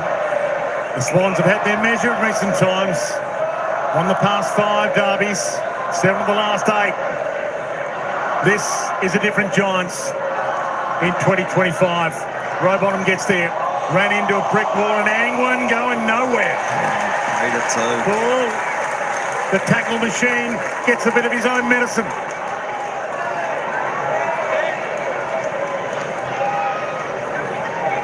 Taylor being sensational in his return game. What a difference he makes. That goes right too, the kid Angwin. Up for 25 disposals now. They haven't missed a beat. Every time they seem to bring a kid in, they just fill a role beautifully. They gave this man Fonte the task of Tom Papley. A couple of nervy moments early, but stuck to his guns. So the Giants, as we said, Western Bulldogs at Marvel Stadium Thursday night. That is going to be some sort of high-octane matchup. And then North Melbourne at Manuka. Another strong aerial contest, as you said, Lee. 19-7. 19-7 the contested marks. That's the other danger they really pose, don't they? They're hard matchups, good aerialists at either end of the ground. Hard, straight lead from Jesse Hogan. Nolan obliges.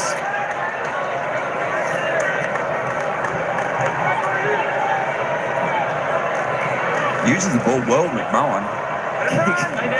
Nice use. Jesse Hogan very happy just to wind the clock down, use all of his 30 seconds. See if he can get back in some goal kicking form with flushing this one. 2 goals, 3, and he handed one off to Lockie Ash. Just inside the 50. Again, not quite flushing them as well as you'd like. Ball still live. Oh, Canelio goes one way, then on the left. Stringer. Stringer. Mark's been paid. And he's got a big smile on his face. 20 contested marks. That is a luxury item. It's a huge number. And Stringer's going to kick his 3rd, you would think. They have just trained him up to be peaking in September, you think. Steps around, number 3, and they bring up the triple figures. TNT's back on again. Giants crowd warming up beautifully. This man is in really good shape. Oh, his fitness levels are high. Probably the best shape we've seen in the last few years, crossing Bulldogs to Essendon, down to the Giants. Terrific contested mark. Geez, they're potent down there, aren't they? Hogan, Cadman. How far is this one going? Toby Green.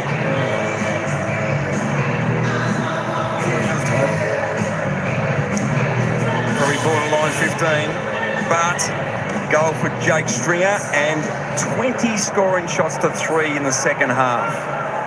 It has been probably as impressive 2.5 quarters that you're ever likely to see. 35 down to 44 up. It's the stuff of legend. Tom Green thrown off it. Warner feeds the handball out. Callahan lays the tackle. Holding free kick to Jordan.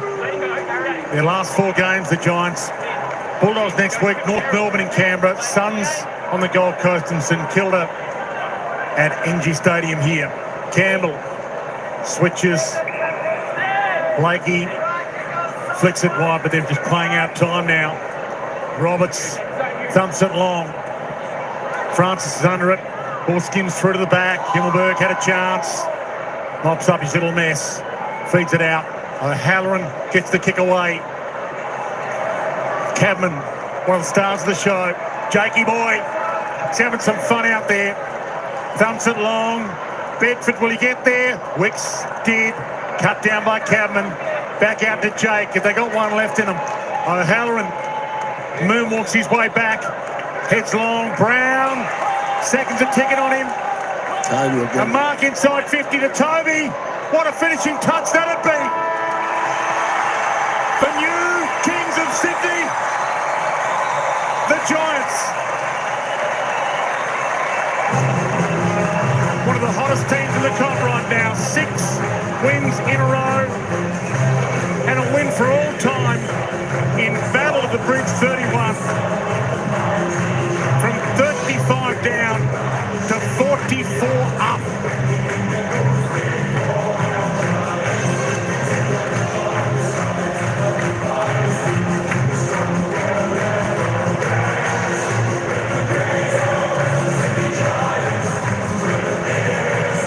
What a display. Convincing, powerful, quick, well set up behind the ball, and just as the game went on, used the ball much better. Complete performance, highest rated player on the ground. Finn Callahan at 3rd quarter changed the game. That was a demolition. That was dark time. That's why they're a genuine threat. If they can get into the top 4, they're the most dangerous team in the final series, no question about that. Down to Ben Dixon. Vin, I'm going to start at half-time. How big a spray was that from Adam Kingsley? Probably the biggest he's ever given us. I reckon the biggest I received in my short AFL career, but well, we deserved it. Played nowhere near to our level in that first half, and the Swans smashed us around the footy, and their work rate was a level better than ours, so King has certainly gave it to us, and just so really happy. In the second half, the boys really fought back, and that was the best we played all year. The second half. What did he identify at half-time? Because it was just a completely different script in the third quarter. What are a couple of the areas that you just had to tighten up? He's pretty old school, King. Like for us, he said they were tougher and their work rate was better. Simple as that, which was true. So we just had to get back to hunting the footy, hunting the man, and I'm glad it turned. Rivalry now is starting to build beautifully here. There was nothing during the week, the silence. It was like, we're going to save it for the game, and the fireworks in the first half was pretty entertaining. They've beaten us the last 5 times, so for us it wasn't, we can talk we want, but it's about action. And we talked previously, and they came out and smashed us, in a few finals as well. So no talk from us this week, just let our footy do the talk. And you get a couple of players back. Jesse Hogan straight into it, gets his hands on the ball. That front half looks pretty potent now, doesn't it? Yeah. Host is obviously he's an amazing player. Won the Colin last year, and he's hopefully can get back to that form. But string out Toby, Brownie, like when I start, we'll keep going. So there's so many good players down there, and it's pretty good as a midfield king at all. What about ENGIE Stadium? They were a bit quiet in the first half, but when you started to get the tsunami going, the crowd just lifts at this joint, doesn't it? It's unbelievable. I reckon they're getting louder and louder every week. Really starting to try and turn ENGIE into a bit of a fortress, and the fans are brilliant. They're certainly finding their voice, and we like playing in front of them. There's 6 in a row. Well done tonight. Thanks to go. Cheers. Hard to believe. Incredible. Ben Dixon might need to let him go. He might be collecting a medal in a minute. Think Callahan. Yeah, the Brett Kirk medal about to be announced for Derby 31. One that will never be forgotten. Swans players won't forget it, and the Giants players that were part of it were part of their resume for the rest of their lives. Remember Derby 31. Midway through that second term, Sydney Swans fans were daring to dream. They thought, what's possible? And just in the blink of an eye, that third quarter, their season is over.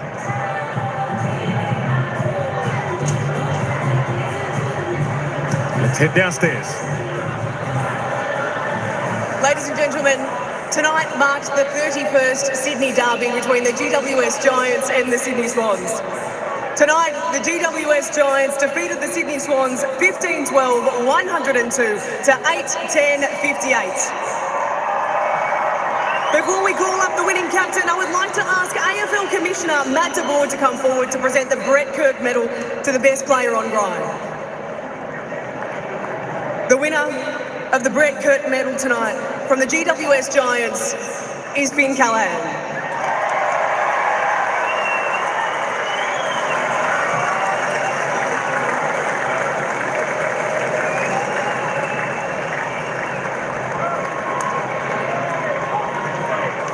Firstly, I'd just like to thank the Swans for a great game. We really respect the way you guys play footy.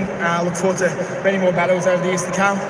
I'd like to thank the crowd for coming out. We really heard you today. Your support was unbelievable, so thank you very much. To our boys, let's keep the momentum going. Thank you.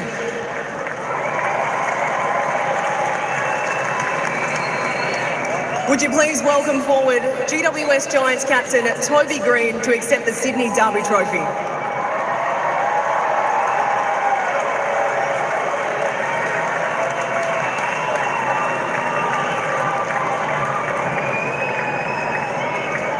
Just thank you to everyone for coming out. It's a great atmosphere and building something really good in Sydney.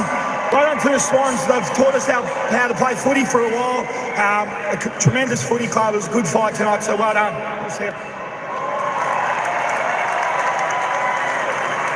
Thank you all for coming out tonight for the clash between the GWS Giants and the Sydney Swans. Make sure you stick around for Macca's kick to kick after the second siren.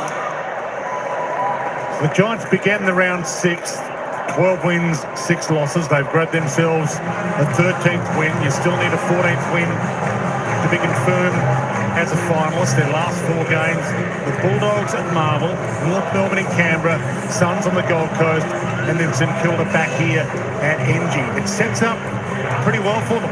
It does. If they win 3 of those 4, they are a big chance to finish in the top 4 and give themselves the double chance, of course, depending on some of the other teams around them. But they are the form team of the competition. I mean, since these teams met back in round 8, they've now won 9 of their last 11.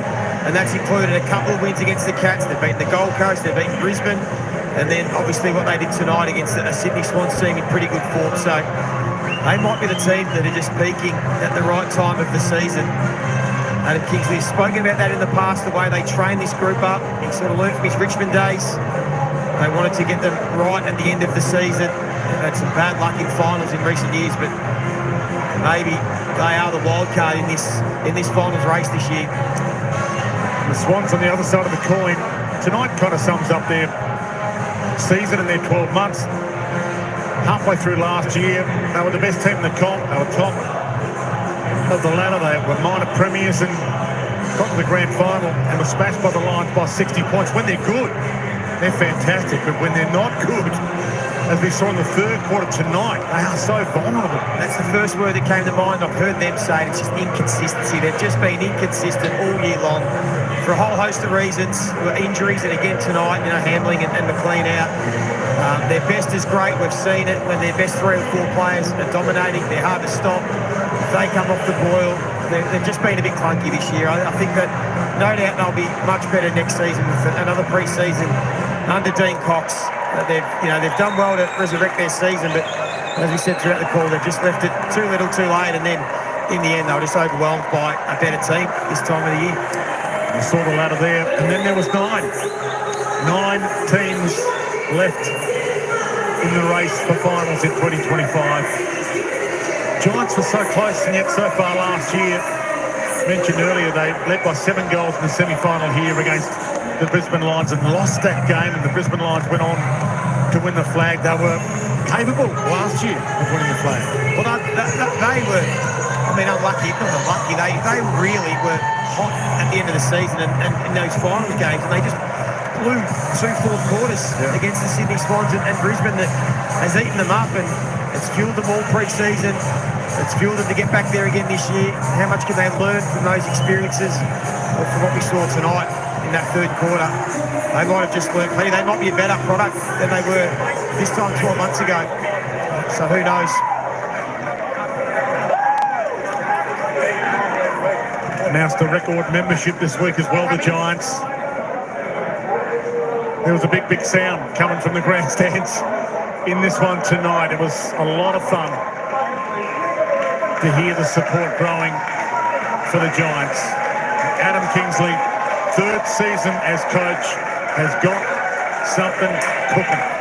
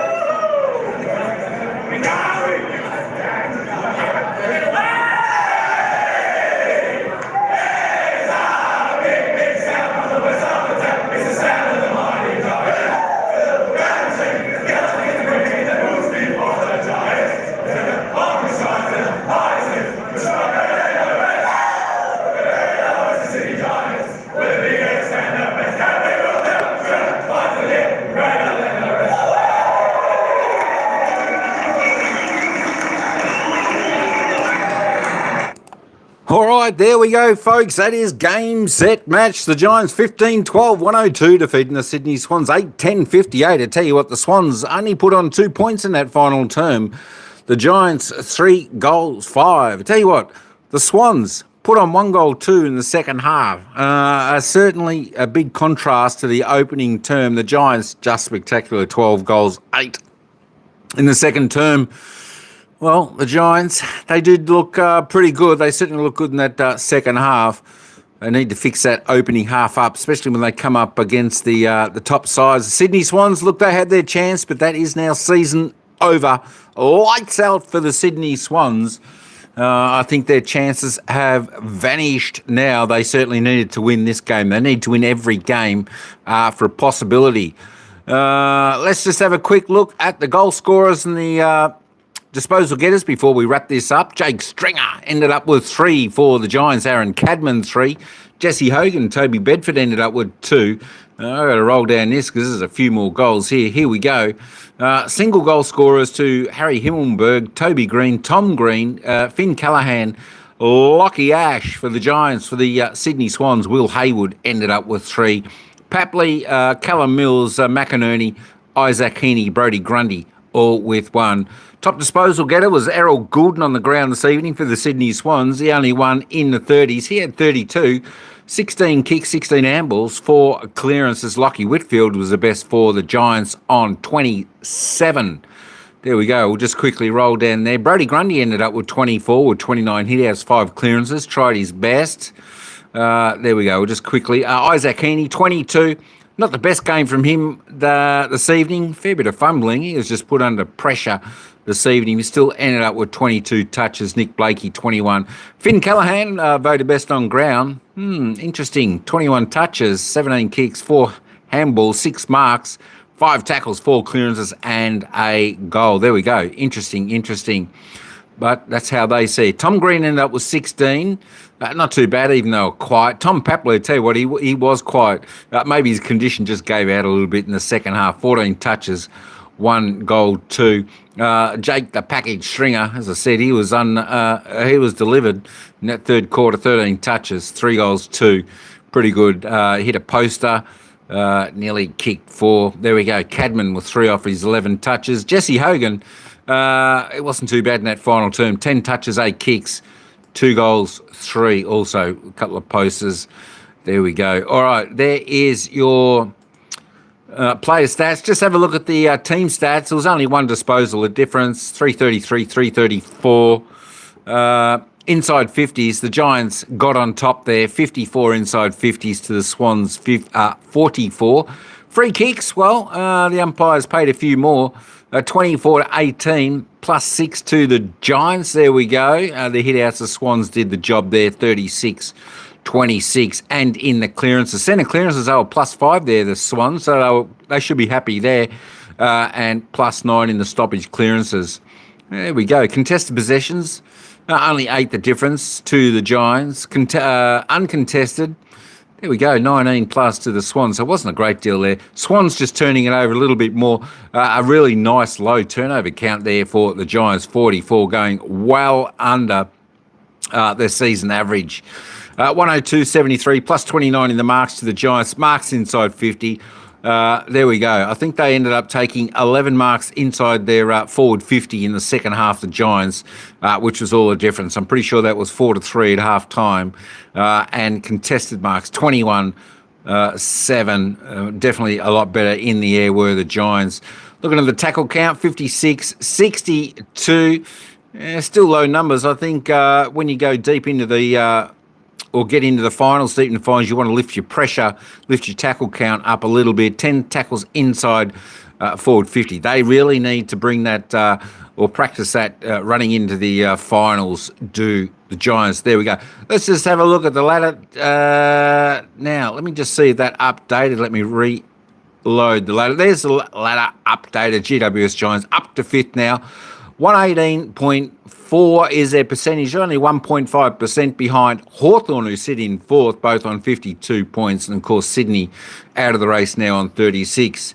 Now David was saying about the bottom of the ladder, there is 17th and 18th, North Melbourne, they're on 18 points, West Coast Eagle on 4 points, that is 3.5 games. West Coast Eagles have pretty much sewn up the wooden spoon. They'll end up on the bottom of the ladder come the end of the season. There's only about 4 or 5 rounds to go. 4 rounds to go, I think.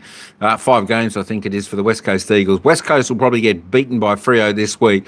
So West Coast will remain on the bottom at the end of the season. So they'll have that in the bag. West Coast only with the 1 win.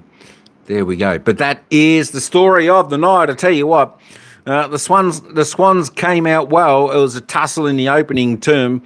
15 points the margin at quarter time to the Swans. Swans continued their merry way, showing their dominance up until half-time, 28-point margin. But holy Toledo Batman, the Giants got the tsunami going. They put the Jets on, and away they went in that third term, going into the third final quarter with a 23-point margin and extending it to 44 point for the Giants today. So Fantastic effort by the Giants. Slow start, as I said. Look, they'll have to improve on that, and there's a few things they can work on. Coming into the finals, not too far away, in just a few weeks' time. But very impressive nonetheless. All right, folks. Hey, that's all I got for this one. Don't forget, we have got the footy coming up tomorrow. Of course, it's going to be an absolute ring-a-ding-ding game. The two Queensland sides, the Gold Coast Suns and the Brisbane Lions, kick it off at 1:20 p.m. That's when our next game will be happening. AFL football should be an absolute classic game tomorrow, where I think we'll be tipping the Gold Coast Suns in that game tomorrow. All right, folks. Hey, that's all I got for this one. Thanks, everyone, for coming in. 60% went for the GWS Giants in the poll today. Well done to everyone who tipped the Giants. It didn't look like that at half-time, but we got that one right. All right, folks. Hey, until tomorrow. Ciao for now. We'll see you at the next game.